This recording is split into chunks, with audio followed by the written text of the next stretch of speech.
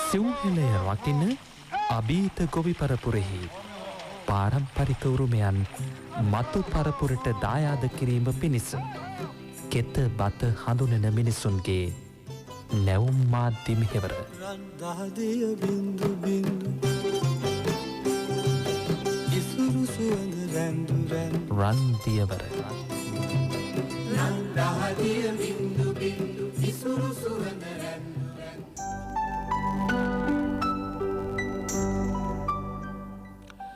සංචරණ සීමාවන් පනවලා තියෙන වකවානුවක වුණත් කෘෂිකර්මාන්තය සඳහා අවකාශය හදලා දීලා තියෙනවා.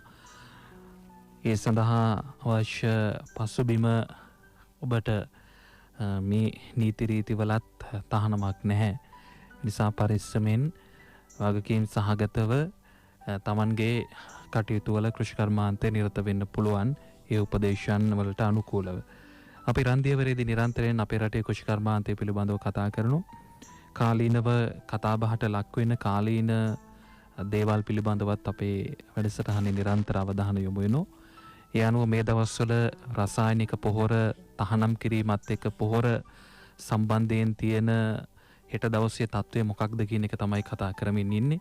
කෘෂි රසායන පොහොර ආනයනය තහනම් කිරීමත් එක්ක අපේ රටේ කාබනික වගාවට යොමු වීම රජය ගත්තු මේ තීරණයත් එක්ක දැන් රජය කෘෂිකර්ම දෙපාර්තමේන්තුව ඇතුළු ආයතන මේ සඳහා පසුබිම නිර්මාණය කරමින් පවතින කාලෙක ගොවීන්ගේ පැත්තේ නිරන්තර මැසිවිලි අපි දකිනවා මේ දවස්වල පොහොර ගැටලුව සම්බන්ධයෙන් විවිධාකාරයෙන් ඔවුන් හඬ නගමින් සිටිනවා.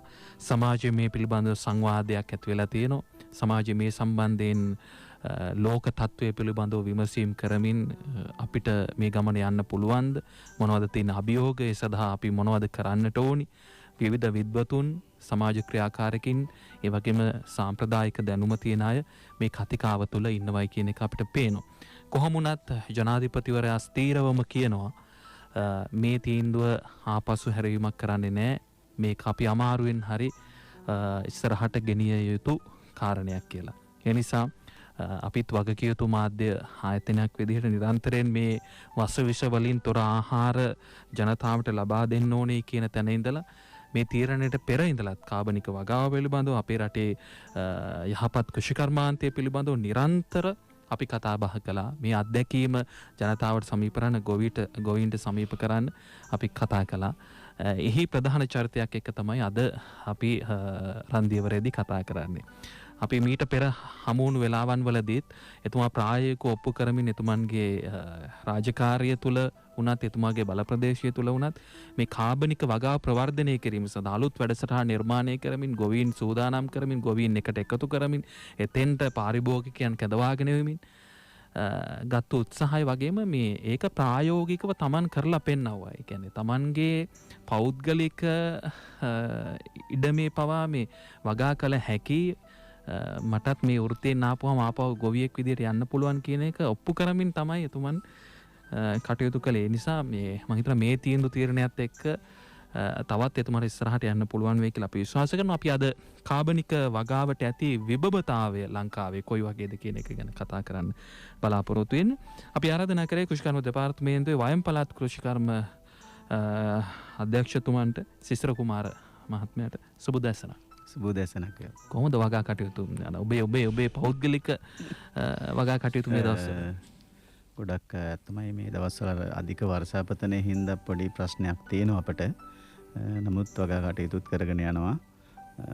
සෑහෙන අපි දැන් අලුත් විදිහට පොඩ්ඩක්වත් අලුතෙන් හිතා අපි කාබනික පැත්තට නැඹුරු වෙමින් කොහොමද මේ කටයුතු කරන්න කියලා ඒ විභවයන් කතා කරමින් ඒ වලට තියෙන අවස්ථා අපි ලබා ගැනීමෙන් තමයි කටයුතු කරන්නේ. හරි, එහෙනම් අපි අද මාතෘකාවට මම හිතන්නේ මේ ඔබට මේ ඔබේ වෘත්තීය පැත්තෙන් තියෙන වගකීම දැන් තව තහවුරු වුණායි කියලා මට හිතෙනවා රජය ගත්තු මේ තීරණයත් එක්ක. සිසිර මහතා මේක ඔබට අලුත් අත්දැකීමක් නොවෙන්න පුළුවන්. නමුත් රටක් විදිහට මේක අභියෝගාත්මක අත්දැකීමක්. මොකද අපේ ආහාර ප්‍රශ්නය විසඳා ගැනීම සඳහා තියෙන අපේ රටේ කෘෂිකර්මාන්තයේ ප්‍රධාන වෙච්ච දැන් එය කාබනික වගාවට යොමුවීමේ ප්‍රතිපත්තිමය තීරණයකට ඇවිල්ලා තියෙනවා.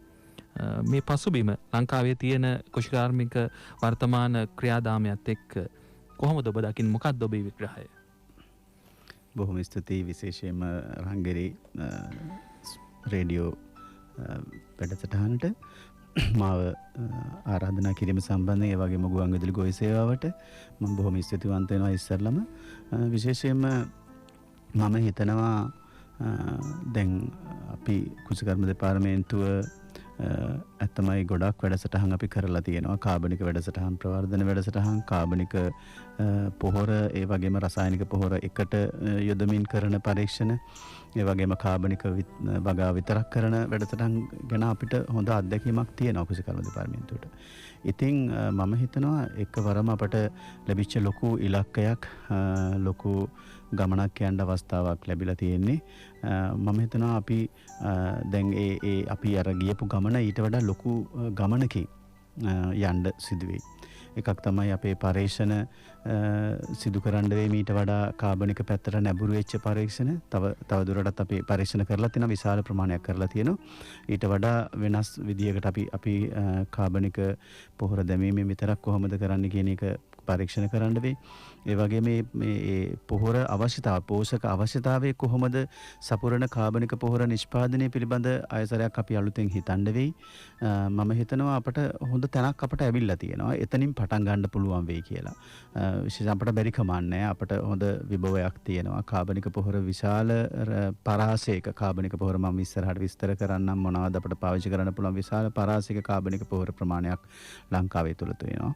ඒ වගේම මේ වල පෝෂණ ගුණයත් මම කතා කරන්නම් කොච්චර ප්‍රමාණයක් මේ පෝෂණය තියෙනවද. අපි විශේෂයෙන්ම ප්‍රධාන පෝෂක කොටස් 3 නයිට්‍රජන්, ෆොස්ෆරස්, පොටෑසියම් කියන කොටස් 3. ඉතින් මේ අර අපට හොඳ දැන් අපට අලුත් මේ රජයේ වැඩපිළිවෙලට අපට තියෙන හොඳ ඉලක්කයක්, අපට ගමනක් යන්න දැනක් තියෙනවා. ඉතින් මම හිතනවා මේ ගමන යන්න කුෂිකර්ම දෙපාර්තමේන්තුවේ පූර්ණ සහාය මේ වැඩසටහනට ලබා දෙනවා. අධ්‍යක්ෂක ජෙනරාල්තුමා ඇතුළු සියලුම පළාත් සභා, ඒ වගේම අනිකුත් මධ්‍යම රජයේ ආයතන. ඉතින් අපි මේ ගමන යන්න අපේ වැඩසටහනක් අපි දැන් සාකච්ඡා කරමින් පවතිනවා. අධ්‍යක්ෂක ජෙනරාල්තුමාගේ ප්‍රධානත්වයෙන් විවිධ වැඩසටහන් අපි කතා කරා. මොනවාද තියෙන විභවයන්, මොනවාද කාබනික පොහොර හදන්න පුළුවන් දේවල්, මොනවාද මේවා, කොහොමද අපි පෝෂණ ගුණයන් මොනවාද, ඒවා කොහොමද මේ වගාවට යොදවගන්නේ. ඒ වගේම මහා පරිමාණයෙන් මේ නිෂ්පාදකයන් ප්‍රවර්ධනය කරන එක, මේ ගුණාත්මය වැඩි කරන එක, ඒ සියල්ල අපි දැන් මීට වඩා වෙනදාට වැඩිය හොඳ කතිකාවතක් අපි නිර්මාණය කරමින් අපි හදාගෙන ගිහින් තියෙනවා. ඒ වගේම හැම පළාත් සභා මට්ටමින්, මධ්‍යම රජයේ මට්ටමින් වැඩසටහනක් මේ වැඩසටහන දිරිගන්වන්න, ඉස්සරහට ගෙනියන්න, ඒ වගේම ව්‍යාප්ති සේවය පණ ගන්නවන්න අපි වැඩසටහනක් සියලුම ලංකාවෙම දැන් හදමින් පවතිනවා. ඇත්තමයි සමහර ඒවා හදලත් ඉවර ඒවා තියෙනවා. ඉතින් මම හිතනවා අපට හොඳ ගමනක් යන්න අවස්ථාවක් ලැබිලා තියෙනවා. ඒ අවස්ථාව හරහා පස්සේ පෝෂකත්වය වැඩි කරන්න, පස්සේ ගුණාත්මය වැඩි කරන්න, ඒ වගේම පස නිරෝගී කරන්න, මේ සියල්ල අභියෝගය අපට දැන් මම හිතනවා කුෂිකර්ම දෙපාර්තමේන්තුව, විශේෂයෙන්ම කුෂිකර්ම දෙපාර්තමේන්තුවට තියෙනවා. අපට තියෙන ලොකුම ප්‍රශ්නය තමයි අපේ ගොවි මහත්තුරු මෙතෙන්ට පොළඹව ගන්න එක. තමයි අවාසනාවට මේ තියෙන තත්ත්වයක් එක්ක අපිට ඒ වැඩසටහන් කරන්න, ඒ වගේම දැනුම ලබා දෙන වැඩසටහන් වැඩිය යන්න බැරි වෙලා තියෙනවා. නමුත් මේ තත්ත්වය යමක් පහ වෙනවත් එක්කම මම හිතනවා අපට පුළුවන් වෙයි අපට මේ ගොවි මහත්තුරු නැඹුරු කරන වැඩසටහන් තමන්ට අවශ්‍ය කාබනික පොහොර ටික තමන්ම නිෂ්පාදනය කරන ක්‍රමයක් තමයි ඊටාම හොඳ. නැතුව කාබනික වගාව කියලා කියන්නේ කාබනික පොහොර සහ මේ රසායනික පලිබෝධනාශක යෙදීම වැළැක්වීම විතරක් නෙවෙයි. ඊට අමතරව වෙන පරිබාහිර මේක ඇත්තමයි වගා සිස්ටම් එකක්, වගා ක්‍රමවේදයක්. ඉතින් මේ ක්‍රමවේදයට ගොඩාක් දේවල් අපි අනුගත කරන්න ඕනේ, අනුගමනය කරන්න ඕනේ. මම ඉස්සරහට විස්තර කරන්න මොන වගේ ක්‍රමවේදද කියලා. ඒ හරහා අපට ගොවි මහත්තුරු අපේ ජනතාව පොළඹවන්න ලොකු මම හිතනවා මම මගේ වාසාව කිව්වොත් හොඳ අපට ලොකු අභියෝගයක් තියෙනවා, ගේමක් තියෙනවා. ඉතින් මම හිතනවා අපට පුළුවන් වෙයි. කුසකර්ම දෙපාර්තමේන්තුව කියන විශාල දෙපාර්තමේන්තුවක් මේ රටේ තියෙන ප්‍රධානම දෙපාර්තමේන්තුවක්. ඒ වගේම හොඳ විද්‍යාඥයන්, ඒ වගේ හොඳ දැනුම් සම්භාරයක් තියෙන, දැනුම් තෝතැන්නක් තියෙන, හොඳ කැපකිරීමේ වැඩ කරන විශාල දෙපාර්තමේන්තුවක්. මට හිතෙනවා මේක පුළුවන් වෙයි කියලා. අපි එතෙන්ට යන ගමන තමයි මේ තියෙන්නේ. අපිට ගොවි මහත්තුරු පොළඹව ගන්න පුළුවන් නම් අපේ ගමන මේ රජයේ වැඩපිළිවෙල සාර්ථක කරගන්න මම හිතනවා ඒක පුළුවන් වෙයි කියලා. මේ රජයේ මේ විදිහට ප්‍රතිපත්තියක් තියෙනවා නම් ඒක ලේසි වෙනවා මේ ගොවි මහත්තුරු මේ වැඩේට පොළඹව ගන්න වැඩසටහන. අපිට තිබ්බේ මේ වගේ පොළඹවීමක් නැතිව අපේ රජයේ ප්‍රතිපත්තියක් නැතිවීම තමයි අපිට තිබ්බ ලොකුම ගැටලුව. තනියෙන් තම නිර්මාණය කරගත්තු තැන්වල විතරයි කළේ. ඉතින් මම හිතන දැන් මේ ගමන යන්න අපිට ශක්තියක් හම්බ වෙයි. අඩු ගොඩක් ප්‍රශ්න තියෙයි, අපිට ගැටලු තියෙයි, ගැටලු නැති එකක්වත් නැහැ. අපි ඒ හරහා තමයි අලුත් දේවල් හොයාගන්න වෙයි. අලුත් සංකල්ප, අලුත් නිර්මාණ, ඒ වගේම අලුත් නිෂ්පාදන, කාබනික නිෂ්පාදන, ඒ වගේම පෝෂණය වැඩියෙන් තියෙන කාබනික ගොඩක් මේ සැහැල්ලු ලික්විඩ් වගේ කියන්නේ දියර වගේ මේ පොහොර වර්ග, කාබනික පොහොර වර්ග ඒවා නිෂ්පාදනය කරන්න වේවා මේ ගොවි මහත්තුරුන්ට නිෂ්පාදනය කරන්න අපට පුළුවන් වෙයි. ඉතින් ඒ වගේ ගමනක් තමයි මම හිතන විදිහට තියෙන්නේ. අලුත්ම ගමනක් කුසකර්මයේ මම හිතන අපේ මේ ගමන ගිහින් තියෙනවා. මේ ගමන වේගවත් කරන්න තවත් දේවල් අනුගත කරලා මේ ගොවි මහත්තුරුන්ට මේක අපට පුළුවන් කියන හැඟීම ඇති කරන්න තව ටික කාලයක් යයි. මම හිතනවා ඔය ගොඩාක් දේවල් ප්‍රශ්න තියෙනවා, අපටත් කතා කරනවා මහත්තුරු පොහොර නැතුව නම් එන්න එපා කියලා මටත් තර්ජනය කරලා තියෙනවා ගොවි මහත්තුරු. ඉතින් මම හිතනවා ඒ සාධාරණ ඒ ගොවි මහත්තුරුන්ට දැන් හරි බයක් තියෙනවා. අපිට පොහොර නැහැ, ඒ විවිධ දියර පොහොර නැහැ. ඒ වගේම මේ කියන කාබනික ද්‍රව්‍ය මෙච්චර ප්‍රමාණයක් ටොන් 10 15 කොහොමද දාන්නේ කියන හැඟීම ඇති වෙලා තියෙනවා. ඉතින් මම හිතනවා ක්‍රම තියෙනවා. මේවා අලුතෙන් ආපහු හොයාගන්න වෙයි. ඒවා හොයාගෙන මේ ගොවි මහත්තුරුන්ට මේ හරහා මේ සුලභතාවය වැඩි කරන වැඩසටහන මම හිතන රජයේ දැනටම පටන් අරගෙන තියෙනවා. මම හිතන මේ අවස්ථාවෙන් මම මතක් කරනවා මේ මාසේ 18 වෙනිදා දක්වා කාබනික පොහොර නිෂ්පාදනය කරන්න කවුරු හරි කැමැත්තක් තියෙනවා නම් ළඟම තියෙන ගොවි ජන සේවා මධ්‍යස්ථානයට ගිහින් අපේ අයදුම් පත්‍රය ලබාගෙන අයදුම් පත්‍රය පුරවලා ලබා දෙන්න පුළුවන්. අපට කාබනික මොනයම් කාබනික ද්‍රව්‍යයක් කොම්පෝස්ට් වෙන්න පුළුවන්, දියර පොහොර වෙන්න පුළුවන්, තවත් ගොඩාක් දේවල් තියෙනවා. මේ අඟුරු වෙන්න පුළුවන්, ජීව අඟුරු වෙන්න, ඒ වගේ විවිධ කාබනික ද්‍රව්‍ය නිෂ්පාදනය කරන්න කැමැත්තක් තියෙනවා නම් දැම්ම ලියාපදිංචි වෙන්න. මම හිතනවා අපට පුළුවන් වෙයි පිට රටෙන් ගෙන්නන්න නැතුව මේ කාබනික පොහොර අවශ්‍යතාවය රටේම සපුර ගන්න ඔබටත් තියෙන යුතුයකමක්, වගකීමක් තියෙනවා. ඒ වගකීමට දායක වෙන්න කියලා මම මේ අවස්ථාවෙත් ඉල්ලා සිටිනවා. සිස්ටර් මාත්‍ය දැන් අපේ රටේ කෘෂිකර්මාන්තයේ ප්‍රධාන භෝග දෙක එක පැත්තකින් ගත්තාම වී, අනිත් පැත්තෙන් එළවලු. මේ දෙක තමයි ආහාර අවශ්‍යතාවයේ ප්‍රධාන සාධක දෙක විදිහට, කුළුණු දෙක විදිහට තියෙන්නේ. දැන් කාබනික පොහොර වලට ගියාට පස්සේ මේ වර්තමානයේ අපි හැඩගැසලා ඉන්න මේ රටාවත් එක්ක මේ අවශ්‍යතාවය සම්පූර්ණ කරගන්න අභියෝගයක් වෙයිද? ඒක තමයි මම කතා කරේ. විශේෂයෙන්ම අපි වී ගැන ගත්තොත් මම එකින් එක පොඩ්ඩක් විස්තර කරන්නම්. අපි හිතමු විශේෂයෙන්ම අපි වී වලට දෙන්නේ නයිට්‍රජන්, ෆොස්ෆරස්, පොටෑසියම් අවශ්‍යතාවය තමයි අපි විශේෂයෙන්ම අපි ලබා දෙන්නේ වී වලට. එතකොට මේ නයිට්‍රජන් අවශ්‍යතාවය ගත්තන් පස්සේ අපි දන්නවා වී වගාවේ නයිට්‍රජන් අවශ්‍යතාවය සම්පූර්ණ වී පැල අවස්ථාවේ ඉඳන් අවසාන අවස්ථාව දක්වා නයිට්‍රජන් අවශ්‍යතාවයේ වැඩිවීමින් පවතිනවා වී වල. ඉතින් නමුත් අපි දන්නවා මේ දැන් මේ සාමාන්‍යයෙන් ගොඩක් වෙලාවට අපි නයිට්‍රජන් අවශ්‍යතාවය ලබා දෙන්න අපි කාබනික ද්‍රව්‍ය යොදනකොට කාබනික ද්‍රව්‍ය තමයි ගොඩාක් දේවල් අපිට යොදන්න පුළුවන්. එකක් තමයි අපි දැන් කොම්පෝස්ට් වගේ යොදන්න ගියොත් සෑහෙන ප්‍රමාණයක් යොදන්න වෙනවා. ඉතින් කොම්පෝස්ට් සාමාන්‍ය යදුවොත් හෙක්ටයාරයකට ටොන් 10ක් විතර විශාල ප්‍රමාණයක් හෙක්ටයාරයකට යොදන්න වෙනවා මේ කොම්පෝස්ට් ඒ අවශ්‍යතාවය සපුරන්න. නමුත් කොම්පෝස්ට් වලට කලින් අපි සූදානම් වෙන්න ඕනේ. ගොඩක් වෙලාවට අපට පුළුවන් නම් ඒ නයිට්‍රජන් අවශ්‍යතාවය සපුරන්න ඒ ඉඩමේ අපට පුළුවන් ගොඩක් වෙලාවට නයිට්‍රජන් තිර කරන භෝග කලින් වගා කරන්න. අපි හිතමු රනිල භෝග වගේ දේවල් වගා කරලා මුං වගේ දේවල් වගා කරලා පෙනැල්ලට වගා කරලා ඒවා යට කරන්න වගේ තත්ත්වයට අපිට යන්න පුළුවන් වෙයි. ඒ වගේම සන්හෙම්ප් කියලා තියෙනවා මේ වර්ගයක්. ඉතින් ඒක වගා කරලා ඒක යට කරන්න පුළුවන්. මේ වගේ නයිට්‍රජන් තිර කරන මේ නයිට්‍රජන් රෙසිඩියුස් ඒ කියන්නේ අපි සාක අපද්‍රව්‍ය මේ කුඹුරට එකතු කරන වැඩපිළිවෙලකට අපි යන්න ඕනේ. ඒ වගේම තමයි අපිට පුළුවන් නයිට්‍රජන් දියර පොහොර යොදන්න. දැන් ගොඩක් වෙලාවට මම ඉස්සරහට කතා කරන්නම් එකක් තමයි කොම්පෝස්ට් තේ කියන එක යොදන්න පුළුවන්. ගොඩක් වෙලාවට සති 2ේදී සති 4ේදී සහ සති 5ේදී. ඉතින් ඒ වගේ දේවල් යොදා ගන්න පුළුවන්. තවානටත් යොදන්න පුළුවන් කොම්පෝස්ට් තේ. ඉතින් විශේෂයෙන්ම කොම්පෝස්ට් තරම් ලොකු බරක් ප්‍රමාණයක් නැහැ. යම්කිසි දියර පොහොරක්. ඉතින් ඒ දියර පොහොර අපිට යොදා ගන්න පුළුවන් කුඹුරු වලට. ඒ වගේම තමයි නයිට්‍රජන් අවශ්‍යතාවය සපුර ගන්න තවත් එකක් තමයි නයිට්‍රජන් අඩුවෙන් භාවිතා කරන අවස්ථාවට අපි යන්න පුළුවන් එකක් අපිට පාවිච්චි කරන්න පුළුවන් වර්ණ දර්ශකය. අපිට කියන කලර් chart එක කියලා වර්ණ දර්ශකය අපිට පුළුවන් පාවිච්චි කරන්න. ගොවි මාතෘකාව වර්ණ දර්ශකයක් තියෙනවා නම් එතකොට ඒ වර්ණ දර්ශකයේ භාවිතා කරලා මේ කොච්චරද නයිට්‍රජන් ඕනි කියලා. ඒ කියන්නේ ඒ පත්‍රයේ තියෙන ස්වභාවය අනුව පාට අනුව තීරණය කරන කොච්චරද නයිට්‍රජන් දාන්න ඕනි කියලා.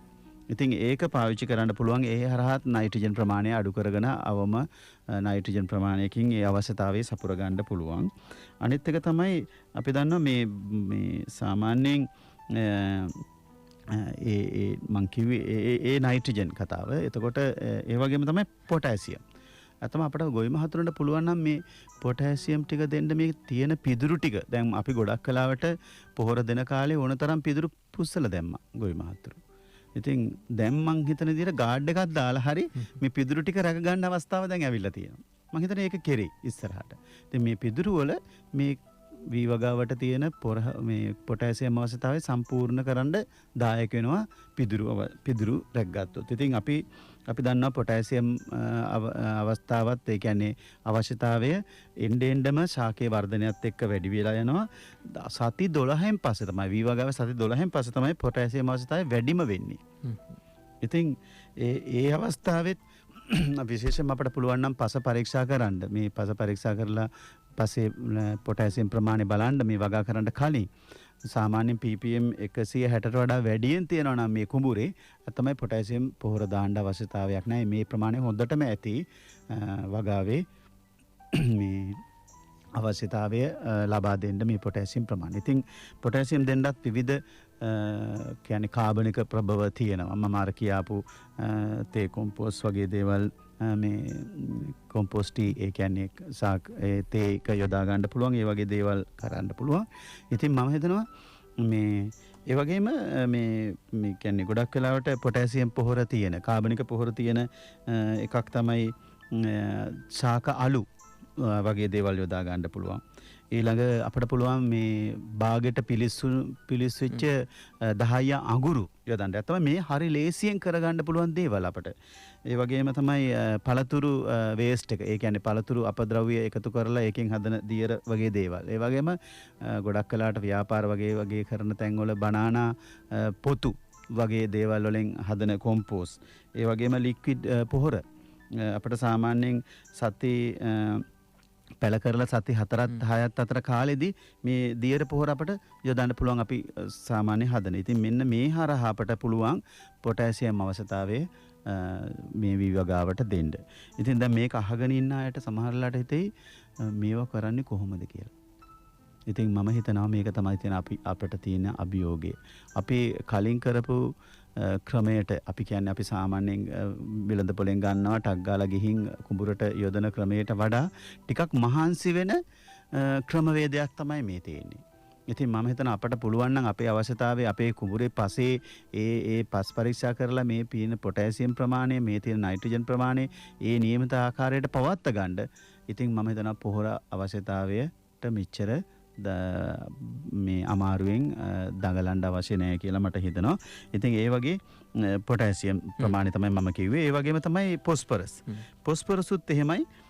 පොස්පරස් ගොඩක් වෙලාවට පරීක්ෂා කරලා පස්සේ මේ පරීක්ෂා කරලා අපට පුළුවන් මේ මේ පොස්පරස් පොහොර ප්‍රමාණය බලා ගන්න ගොඩක් ඇත්තම දැනට තියෙන ලංකාවේ ගොඩක් කුඹුරු වල පොස්පරස් සෑහෙන ප්‍රමාණයක් තියෙනවා. ඉතින් පොස්පරස් අවශ්‍යතාවය සමහර කුඹුරු වලට නැහැ. ඒ පස් පරීක්ෂා කිරීමේදී 10යි ppm වලට වඩා ඒ පසේ තියෙන පොස්පරස් මේ වැඩියෙන් තියෙනවා නම් පොස්පරස් ප්‍රමාණය වැඩියෙන් තියෙනවා නම් අනිවාර්යෙන් අවශ්‍ය නැහැ පොහොර දාන්න. ඒ කියන්නේ පස් පරීක්ෂා කිරීමේදී අපිට මේ යොදා ගන්න පුළුවන්. ඊට අමතරව පොස්පරස් වැඩියෙන් ප්‍රබව තියෙන අපේ එප්පාවල රොක් පොස්පොයිට් මේ කොම්පෝස් එක්ක මිශ්‍ර කරලා හදන කොම්පෝස් යොදා ගන්න පුළුවන්. ඒවා හිමින් නිදහස් කරන්නේ පොස්පරස් කුඹුරු වලට. ඉතින් මේ වගේ දේවල් අපිට යොදාගෙන මේ පොස්පරස් අවශ්‍යතාවය සපුර ගන්න පුළුවන්. මම හිතන්නේ අපි අර කලින් ඉක්මනින් ලේසියෙන් කඩේට ගිහින් කරාට වැඩිය ටිකක් අමාරුයි තමයි. නමුත් මේ දැන් සමහර ගොවි මහතුරු මහා පරිමාණීකරණ අය කොහොමද කරන්න කියලා. ඉතින් මං හිතනවා ඉතින් තමන්ගේ කුඹුරේ තියෙන පෝෂණ තත්ත්වය මැනලා බලලා ටෙස්ට් කරලා මේ වගේ තොරතුරු අරගෙන ඒකේ වැඩි දියුණු කිරීම කරගත්තොත් මහා පරිමාණයෙන් කියලා නෑ කුඩා පරිමාණයෙන් කියලා නෑ මේ தත්ත්වය මේ දේවල් අපට යොදා ගන්න පුළුවන්. ඉතින් අපිට තියෙන ප්‍රශ්නේ තමයි ලංකාවේ මේ සුලභතාවය මේ මං කියපු මේ පොහොර වර්ග වල සුලභතාවය වැඩි කරන්න ඕනේ. ඒකට තමයි දැන් වැඩසටහනක් ඔය කරගෙන යන්නේ අපි රජයේ දැන් තීරණය කරලා ලියාපදිංචි කරගෙන යන්නේ. මං හිතනවා ඒ හරහා ඒ නිෂ්පාදන කරන වැඩි කිරීම ඒ වගේම තීව්‍ර කිරීමේ වැඩසටහනක් ඉදිරියේදී කරන්න බලාපොරොත්තු වෙනවා. මේ ඒ අවශ්‍යතාවය සපුර ගන්න තමයි කරගෙන යන්නේ. දැයි අනාගතය අස්වද්දන්නට දිවි වඩන ගොවි පරපුර වෙනුවෙන් කෙත බත හඳුරන මිනිසුන්ගේ නැවුම් මාධ්‍ය මෙහෙවර රන්දියවර. කෘෂිකර්ම දෙපාර්තමේන්තුවේ වයම් පළාත් කෘෂිකර්ම අධ්‍යක්ෂ සිසිර කුමාර මහත්මයාත් එක්ක අපි කාබනික වගාවට ඇති මේ විභවතාවයන් පිළිබඳව කතා කරමින් ඉන්නේ. 0.66යි 22යි 83යි 600 0.66යි 22යි 83යි 601 අපේ දුරකථන අංක. සිසිර මහත්තයා දැන් කාබනික පොහොර කිව්වහම මේ අමුතුවෙන් අපි පැහැදිලි කරන්න ඕනේ මොකද පාරම්පරිකව අපේ රටේ මේ කාබනික භාවිතා කරපු නිසා මේ ගොවීන්ටත් සාමාන්‍ය මේ වගාවට යොමු වෙලා ඉන්න අයත් සාමාන්‍ය ජනතාවත් මේ පිළිබඳව යම් අවබෝධයක් තියෙනවා. ඇත්තටම අර අපි හිතාගෙන ඉන්න විදිහටමද ඒ කාබනික පොහොර වර්තමාන වෙනකොටත් අපිට මේ කුෂ්කර්මාන්තයත් භාවිතා කරන්න තියෙන්නේ. ඊට වඩා වෙනස් දේවල් වලට ගිහිල්ලා පැතුරුණු ස්වභාවයක් එක මේක අපිට කාබනික පොහොර කිව්වම හඳුනා ගන්න පුළුවන්ද කියන එක පොඩ්ඩක් පැහැදිලි කරගමු.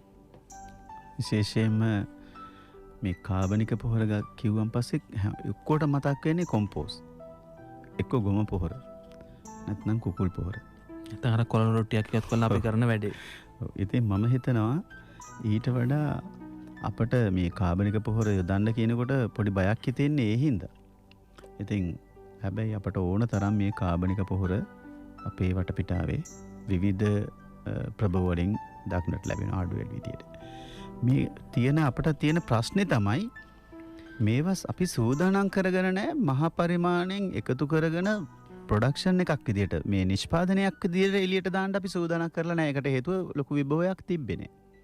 අපේ ගොවි මහත්තුරු ඒ වලට යොදන්න ඕනේ ප්‍රමාණය ඒ වගේ වලට පොඩි පෙළඹීමක් අපි කිව්වට ලොකු පෙළඹීමක් තිබ්බේ නැහැ මේ රසායනික පොහොර හින්දා. අපි අතම මේ මේ රසායනික පොහොර වලට පෙළඹිච්ච ප්‍රමාණය ඒ තරම් පෙළඹීමක් වෙලා තියෙන්නේ.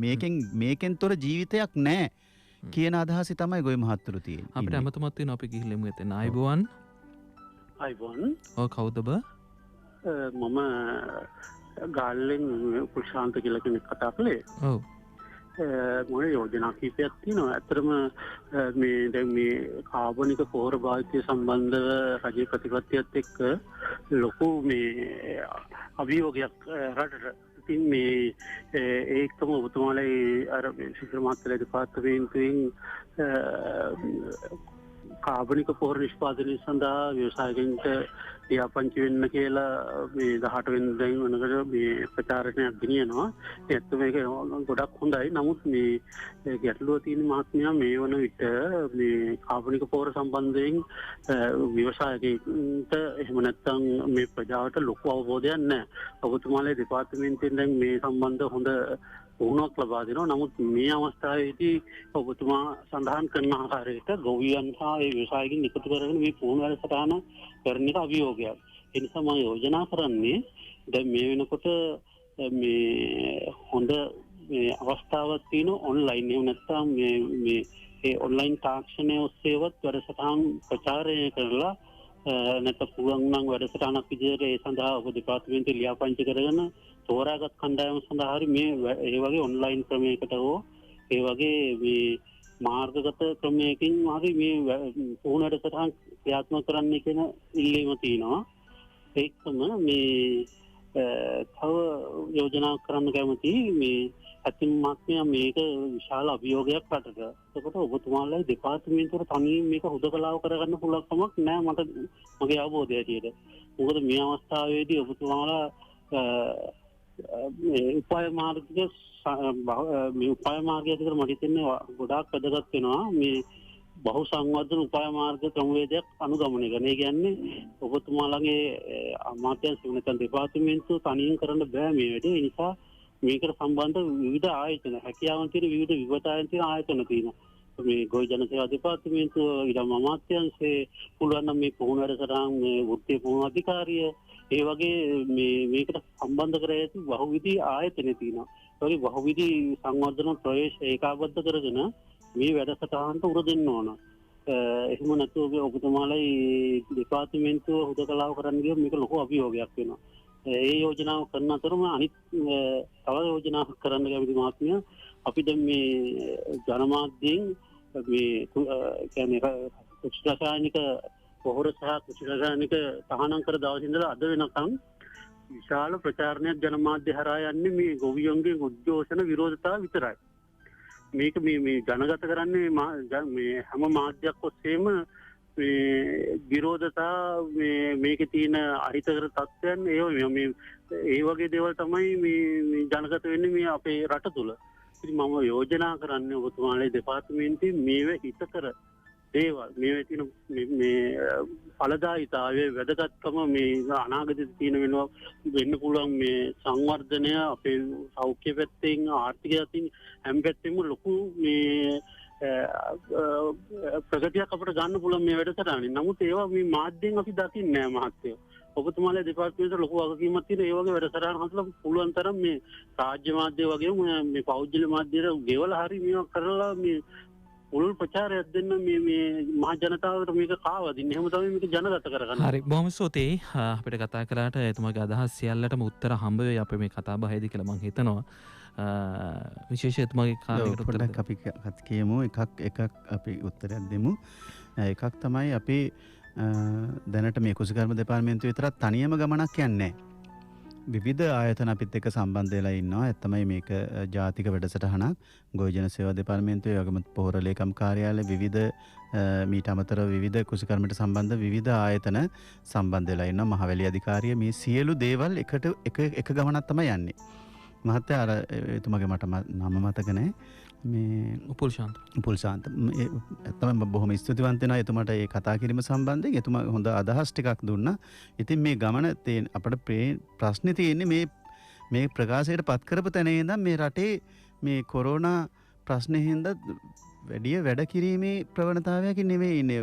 මේ ගොඩක් ලොක්ඩවුන් කරලා ඇත්තම අපි වැඩ කරාට ඒ අවශ්‍ය පණිවිඩ දෙන්න, රැස්වීම් පවත්වන්න, ගෙනියන්න මේ අපිට නොහැකි වෙලා තියෙනවා. එකක් තමයි ඒක. අනිත් එක තමයි එතුමා යෝජනා කරපු අර සූම් තාක්ෂණය වගේ යොදාගෙන දැනුවත් කරන වැඩසටහන. ඇත්තම අපි දැනට අපි වයඹ විදිහට මම ඇත්තම වයඹ පළාත් අධ්‍යක්ෂක විදිහට මම කතා කරන්නේ මේ අවස්ථාවේදී මම පටන් අරගෙන තියෙනවා. වයඹ ඉන්න කාබනික ගොවි මහත්තුරු කාබනික නිෂ්පාදන කරන මේ ලියාපදිංචි වෙන ගොවි මහත්තුරු දැනට කරන කට්ටිය අපි ගෲප් එකක් හදාගෙන යනවා. මම හිතනවා ඔබතුමා එහෙම අපි මේ වයඹ ජනතාව මෙතන අහගෙන ඉන්නවා නම් හොඳ පණිවිඩයක්. මේ ගෲප් එකට සම්බන්ධ වෙන්න පුළුවන්. අපේ FB එකේ ඒ කියන්නේ මුහුණු පොතේ ඒ කියන්නේ Department of Agriculture NWP කියලා තියෙන මුහුණු පොතේ මේක අහලා තියෙනවා ලින්ක් එකකුත් දීලා තියෙන සම්බන්ධ වෙන්න පුළුවන්. ඒ ලින්ක් එක හරහා ඒ වගේම මුහුණු පොතේ ඔබ මේ එතනින් අහලා තියෙනවා අපි මේ වගේ ගෲප් එකකට සම්බන්ධ වෙන්න ගෲප් එකේ WhatsApp නම්බර එක එවන්න කියලා. ඉතින් ඒකට සම්බන්ධ වෙන්න පුළුවන් නම් අපි මේ වගේ වැඩසටහන් කරන්න තමයි අපි දැන් මේක නිර්මාණය කරමින් පවතින්නේ. දැනට කිහිප දෙනෙක් ඉන්නවා 70ක් විතර ප්‍රමාණයක්. අපි හිතනවා ඒක ප්‍රමාණය වැඩි කරගෙන මේ තියෙන තාක්ෂණයන් ඒ වගේම මේ අත්පත්‍රිකා ඒ වගේම පරේක්ෂණ තොරතුරු ඒ වගේම මේ කොහොමද මේවා හදන්නේ කියලා ප්‍රායෝගික වීඩියෝස් ඒ සියල්ල මේ ගෲප් එකට අපි යොමු කරන්න බලාපොරොත්තු වෙනවා. ඒ වගේම අපි අපේ කුසිකර්ම නිලධාරීන් Zoom තාක්ෂණය හරහා ලබන 16 වෙනිදා අපි කියන්නේ ලබන 21 සියලුම මගේ නිලධාරීන් සියල්ල දැනුවත් කරන වැඩසටහනක් අපි කරන්න බලාපොරොත්තු වෙනවා. ඒ වගේම මේ සම්බන්ධ මේ ගෲප් එකට සම්බන්ධ වෙනවා නම් අපේ ගොවි මහත්තුරු මේ ව්‍යවසායකයන් සම්බන්ධ වෙනවා. මේ ව්‍යවසායකයන්ට මේ දෙනුම ලබා දෙන්න එතුමා යෝජනා කරපු දේ තමයි දැනටමත් අපි පටන් අරගෙන තියෙනවා. බොහොම ස්තුතියි එතුමා මේ වගේ අදහස් දැක්වීම සම්බන්ධයෙන්. අනිත් ඒවා ගැන අපි පස්සේ කතා කරමු.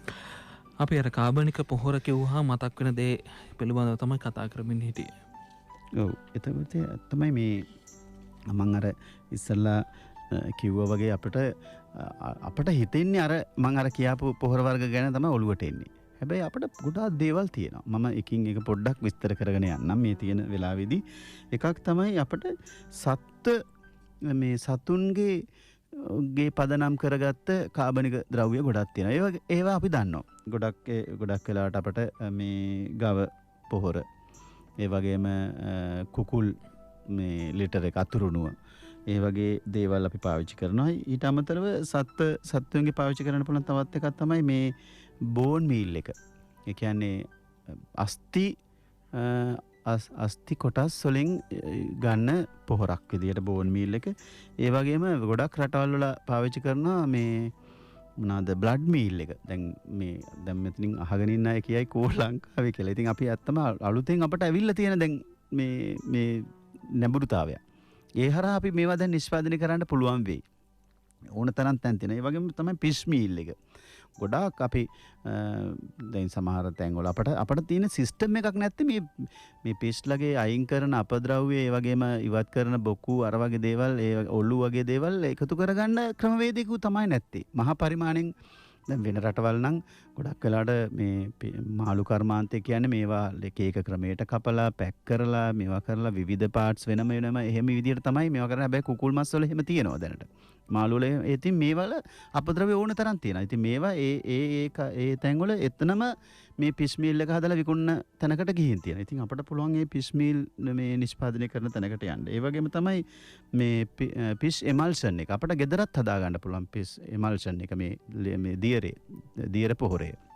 ඉතින් ඒ වගේ දේවල් මම හිතනවා අපේ කුසකර්ම ප්‍රදේශක මහත්තුරු සම්බන්ධ වෙනවා නම් මේ අපේ කුසකර්ම ප්‍රදේශක මහත්තුරු මේ දැනුම සියල්ල ලබා ගන්න පුළුවන්.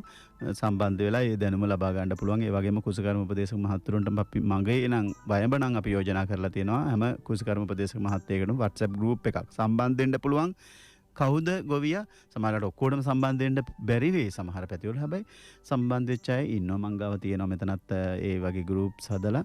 ඉතින් ඒ groups හරහා ගොවි මහත්තයරට තියෙන ගැටලු ඒවම ඔක්කොම එතන ඒ අය මහත්තයර කෙලින්ම කතා කරන කියනවා කුසකර්ම උපදේශක මහත්තයර. කුසකර්ම උපදේශක මහත්තයා මේ තොරතුරු සම්පූර්ණ ඒ Tamanට සම්බන්ධ වෙච්ච ගොවි මහතුරුන්ට ලබා දෙන වැඩසටහන. ඒ වගේම මේ එතකොට ඒ වගේම අපිට පුළුවන් මේ ෂෙල් ෆිෂ් ඒ වගේ දේවල් අර අපි ගොඩක් වෙලාවට බෙල්ලෝ වගේ දේවල් තියෙනවා. ඒ වගේ දේවලුත් කුඩු කරලා පොහොරක් විදිහට පාවිච්චි කරන. මේවා තමයි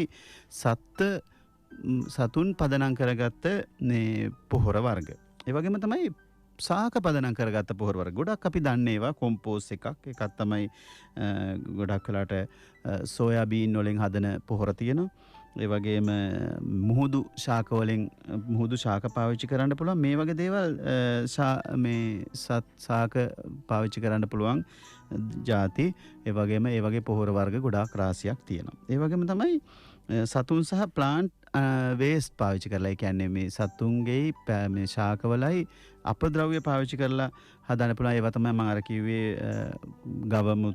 ගව මේ ගොම, ඒ වගේම කුකුල් මේ අතරණුව, ඒ වගේම පාම් යාඩ් මැනුව. ඒ කියන්නේ හරක්ගේ මුත්‍රායි ගොමයි වතුරයි ඔක්කොම එකතු වෙච්ච ඒකට අපි කියන පාම් යාඩ් මැනුව කියලා. මේවා හරි හොඳ තත්ත්වයේ තියෙන හොඳ සංකල්පයක්. ඉතින් ඒවා යොදා ගන්න පුළුවන් හොඳ පොහොරක්. ඒ වගේම තමයි මිනරල් පොහොර. ඒ වගේ ඒ කියන්නේ ඛනිජ පොහොර තියෙනවා. ඒවා තමයි ඩොලමයිට් අපි ගාව ගොඩක් වෙලාවට පාවිච්චි කරන්න පුළුවන් ඩොලමයිට්. ඒ වගේම ග්‍රීන් සෑන්ඩ් පාවිච්චි කරන්න පුළුවන්. ඒ වගේම රොක් පොස්පේට් අපි ගාව තියෙනවා. ඒ වගේ දේවල් තමයි මේ ඛනිජ පොහොර විදිහට පාවිච්චි කරන්න පුළුවන්. අනිත් එක තමයි දියර පොහොර. දියර පොහොරත් රාශියක් තියෙනවා. මම අර කියපු කොම්පෝස්ට් මම පස්සේ කතා කරන්නම් කොම්පෝස්ට් කොහොමද හදාගන්නේ කියලා. ඒ වගේම ජීව මෘතම් කියලා දියර පොහොර තියෙනවා. ඒ වගේම මේ මුහුදු ශාක වලින් දියර පොහොර හදාගන්න දියර පොහොර තියෙනවා. ඒ වගේම අපේ තියෙන පණු දියර, ඒ වගේම මේ පළතුරු වලින් හදාගන්න දියර පොහොර, ඒ වගේම ශාක පත්‍ර වලින් හදාගන්න දියර පොහොර, විවිධ දියර පොහොර අපට භාවිතා කරන්න පුළුවන්. ඉතින් මෙන්න මේ වගේ රාශියක් අපට පේන්නේ නැති, අපි එකවර හිතෙන්නේ නැති රාශියක් අපට කාබනික පොහොර විදියට පාවිච්චි කරන්න පුළුවන්. අපට තියෙන එකම දේ තමයි මේවා සමහරලාට මේ කියන ඒවා ගොවි මහත්තුරු දන්නේ නැහැ කොහොමද හදන්නේ කියලා. ඇත්තම ඉස්සර මේවා කිව්වා. නමුත් ඇඟට ගත්තේ නැහැ. දැන් හැබැයි ඇඟට ගන්න වෙලාව ඇවිල්ලා තියෙනවා.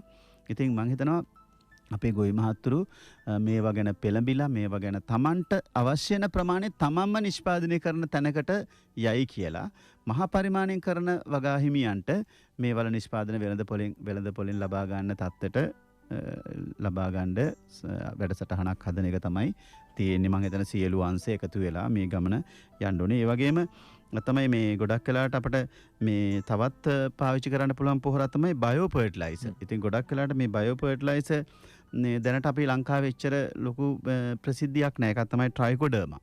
ඉතින් මේ ට්‍රයිකෝඩර්මා ගොඩක් වෙලාවට කොම්පෝස්ට් එකත් එක්ක සම්බන්ධ කරලා මේ කොම්පෝස්ට් වල ජීර්ණතාවය වැඩි කරන්න, ඒ වගේම කොම්පෝස්ට් වල ගුණාත්මය වැඩි කරන්න, කොම්පෝස්ට් වල තියෙන පෝෂක ප්‍රමාණය වැඩි කරන්න පාවිච්චි කරන්න පුළුවන්. ඒ වගේම බැක්ටීරියා වර්ග පාවිච්චි කරන්න පුළුවන්. ඒ වගේම නීල හරිත ඇල්ගි පාවිච්චි කරන්න පුළුවන්. මයිකොරයිසා පංගි ඒ කියන්නේ දිලීර පාවිච්චි කරන්න පුළුවන්. ඒ වගේම බයෝචා ඒ කියන්නේ ජීව අඟුරු. මේවා තමයි ජීව පොහොර විදිහට අපි හඳුන්වන්නේ. ඉතින් මේ ජීව පොහොරත් ගොඩක් වෙලාවට අපි පාවිච්චි කරන්න පුළුවන්. අපි ගොඩක් වෙලාවට කොම්පෝස්ට් වලට මේවා කරලා නිෂ්පාදනතාවය වැඩි කරලා ඒකේ ගුණාත්මය වැඩි කරලා මේවා කරන්න පුළුවන්. එහෙම වුණොත් ගුණාත්මය කියන්නේ අපි පොටෑසියම්, ෆොස්ෆරස්, නයිට්‍රජන් තියෙන ප්‍රමාණය. ඒ ප්‍රමාණය වැඩි නම් යොදන්න ඕන ප්‍රමාණය අඩු වෙනවා. මේ අපි කුඹුරු බිමකට හරි සමාන්ගේ වගා බිමකට යොදන්න තියෙන ඒ ප්‍රමාණය අඩු කර ගන්න පුළුවන් මේ ජීව පොහොර මේ යොදා ගැනීම හරහා. ඉතින් මම හිතනවා ජීව පොහොර සාධන ක්‍රම රාශියක් ඒ සම්බන්ධයෙන් පරීක්ෂණ කරන ආයතන තියෙනවා. ඒ හරහා ඔබට පුළුවන් වේ කොහොමද මේ ජීව පොහොර හදලා තමන්ගේ ඒ නිෂ්පාදන වල කාබනික ද්‍රව්‍ය වල ගුණාත්මය වැඩි කරගන්න කියලා. අයිබෝන් ඔබට. අයිබෝන් මහත්තයා. ඔව් කවුද ඔබ කොහෙන්ද? මම ඩිංගිරින් චන්දන. ඔව් චන්ද්‍රමත්. මේ මහත්තයා ඇත්තටම අද මේ වැඩසටහන කියලාවත් කරගන්න බැරි වැඩසටහනක්. ඇත්තටම හොඳ වැඩසටහනක්. මේක අපේ සිංහල ජාතියට කරන ගෞරවයක් විදිහට මේ වැඩසටහන කරුවොත් තමයි ඇත්තටම හොඳ. ඒ කියන්නේ මහත්තයා අද මේ පොතකින් මගේ රේඩියෝ එකෝ වෙනවා. මේ රටට අවශ්‍යම දෙයක් මේක. ඒ කියන්නේ හිතන්නකො ඉස්පිතාලයක් ගැන හිතන්නකො දවසට කී දෙනෙක් ලෙඩ වෙනවද? ඒ ගැන පොඩ්ඩක් ජනතාවට දැනුවත් කරන්න ඕන. ඒ කියන්නේ මේ රසායනික ද්‍රව්‍ය යොදලා මොන තරම් විනාශයක් දැන් රට කරලා තියෙන්නේ කියලා හිතන්නකො. මේ මහ පොළොව අපි ඕවනේ කන්නේ. මේක බැරි නෑ මහත්තයා, මේක කරන්න පුළුවන්. ඇත්තට මේ පුළුවන් කියන උඩ වැඩ කළොත් ඇත්තටම අපිට හරියනවා මහත්තයා. නැත්තම් ওই පිළිකා ගන්නකො පිළිකා රෝහලේ දවස් 30ක් එනවත් කියලා. මේ නිකන් හැදෙනව නෙමෙයි. එතකොට හිතන්න මේ කෘමිනාශක අපිට සාමාන්‍යයෙන් හඳුන්වා දුන්නේ දීලා සාමාන්‍ය අවුරුදු 25ක් ඕනනම් ඇතිනේ. ඊට කලින් මේවා තිබුණේ නෑ මහත්තයා. මේවා ඇත්තටම අපිව නැතිකරන්න උප්‍රවැත්තියක් කියලා මට නම් හිතෙන්නේ. මේ සිංහල ජාතිය නැති කරන්න. ඒක නිසා මම ගොඩාක් ස්තුතිවන්ත වෙනවා මේවා වැඩි සාක්ෂියම ගැන. වගේම මේක කරන්න පුළුවන් මාත්. ඔප්පු කරලා ෆෝන් නම් පෙන්නන්න පුළුවන්. හරි. බොහොම ස්තුතියි ඔබතුමා කතා කරාට අපිට 066 22 83 600 066 22 83 600 එක අපේ දුරකථන අංක. දැයි අනාගතය අස්වද්දන්නට දිවි වඩන ගොවි පරපුර වෙනුවෙන් කෙත බත හඳුරන මිනිසුන්ගේ නැවුම් මාධ්‍ය මෙහෙවර රන්දියවර පෙරවරු 9යි විනාඩි 26යි දැන් වෙලාව 0.66යි 22යි 83යි 600 0.66යි 22යි 83යි 601 අපේ දුරකථන අංක ආයිබෝවන් ඔබට අයිවන් ඔව් කවුද ඔබ කොහෙන්ද කතා කරන්නේ මම මාතලේ කනංගමෙන් කතා කරන්නේ මගේ නම ජයසේකර බණ්ඩාර. ඔව් ජයසේකර මහත්තයා අපි නිවසේ ගුවන් විදුලිය හඬ ටිකක් අඩු කරලා කතා කරමු. එතකොට ඔබ පැහැදිලි හොඳටම අඩු කරා නම් හරි. හරි. හරි ජයසේකර මහත්තයා කතා කරමු. මේකයි මගේ ප්‍රශ්නේ. දැන් ගොවිතැන් මම ගොවිතැන් කරනවා. ඉතින් මේ ඊයේ තමයි ගොයන් හිටෙව්වේ. ඉතින් මේකට මේ රසායනික පොහොර තමයි මෙතෙක් කල් යෙදුවේ. දැනට පොහොර හිකයක් තියෙන නිසා මේ දීර පොහොර භාවිතා කරලා මේ ගොවිතැන සාර්ථක කරගන්න පුළුවන්ද කියන එක තමයි මගේ ප්‍රශ්නේ. හරි බොහොම ස්තුතියි අපිට කතා කරලා දැන් අපි මේ යන කතා බහ තුලත් ඔකට උත්තරයක් තියෙයි කියලා මම හිතනවා. මම හිතන සිස්ටර් මාතේ ඒකලත් එක්ක අදාළ කරගෙන උත්තරේ දෙන්න පුළුවන් වෙයි. ඇත්තටම දැන් එතුමා අහපුවා වගේම දැන් මේ කාබනික පොහොරවල තියෙන පෝෂණ අගයන් දැන් එතුමා වක්‍ර වහන්නේ තෝකම තමයි දැන්. අපි රසායනික පොහොර වලට පුරුදු වෙලා දෙකපාරටම කාබනික වලට ආපුවාම මේ අගයන් ටික මේ පෝෂණ තත්වයන් ටික ගන්න පුළුවන් වෙයිද කියන එක. ඔව් විශේෂයෙන්ම සමස්තයක් විදියට අපි දැන් රසායනික පොහොර ගත්තන් පස්සේ ඒවල තියෙන නයිට්‍රජන් ප්‍රමාණය, පොටෑසියම් ප්‍රමාණය, පොටෑසියම් මීරියට් ඔෆ් පොටෑස් ගත්තන් පස්සේ ලොකු ප්‍රමාණයක් තියෙනවා. යූරියා ගත්තොත් 46ක් විතර තියෙනවා 100ට. ඉතින් නයිට්‍රජන්. ඒ වගේ ෆොස්ෆරස්ුත් එහෙමයි. ඉතින් ඒ ලොකු ප්‍රමාණ වලින් තියෙනවා. හැබැයි අපි ඒ දාන ප්‍රමාණ වලින් දැන් නයිට්‍රජන් ගත්තා පස්සේ යූරියා ගත්තාම පස්සේ 65ක් 70ක් විතරම මේ අපි දාන පොහොර වලින් නාස්ති වෙනවා. ඒ කියන්නේ ශාකයේ ඒ ප්‍රමාණ වලින් ගන්න පොඩි ප්‍රමාණයයි. ඉතින් සාමාන්‍යයෙන් ඒ වගේ ෆොස්ෆරස් ගත්තාන් පස්සේ අත්තමයි සමහරලාට ෆොස්ෆරස් නම් ලොකු ප්‍රමාණයක් එහෙම හානි වෙන්නේ නැහැ. පොටෑසියම්ුත් එහෙමයි. 60ක් විතර හානි වෙනවා.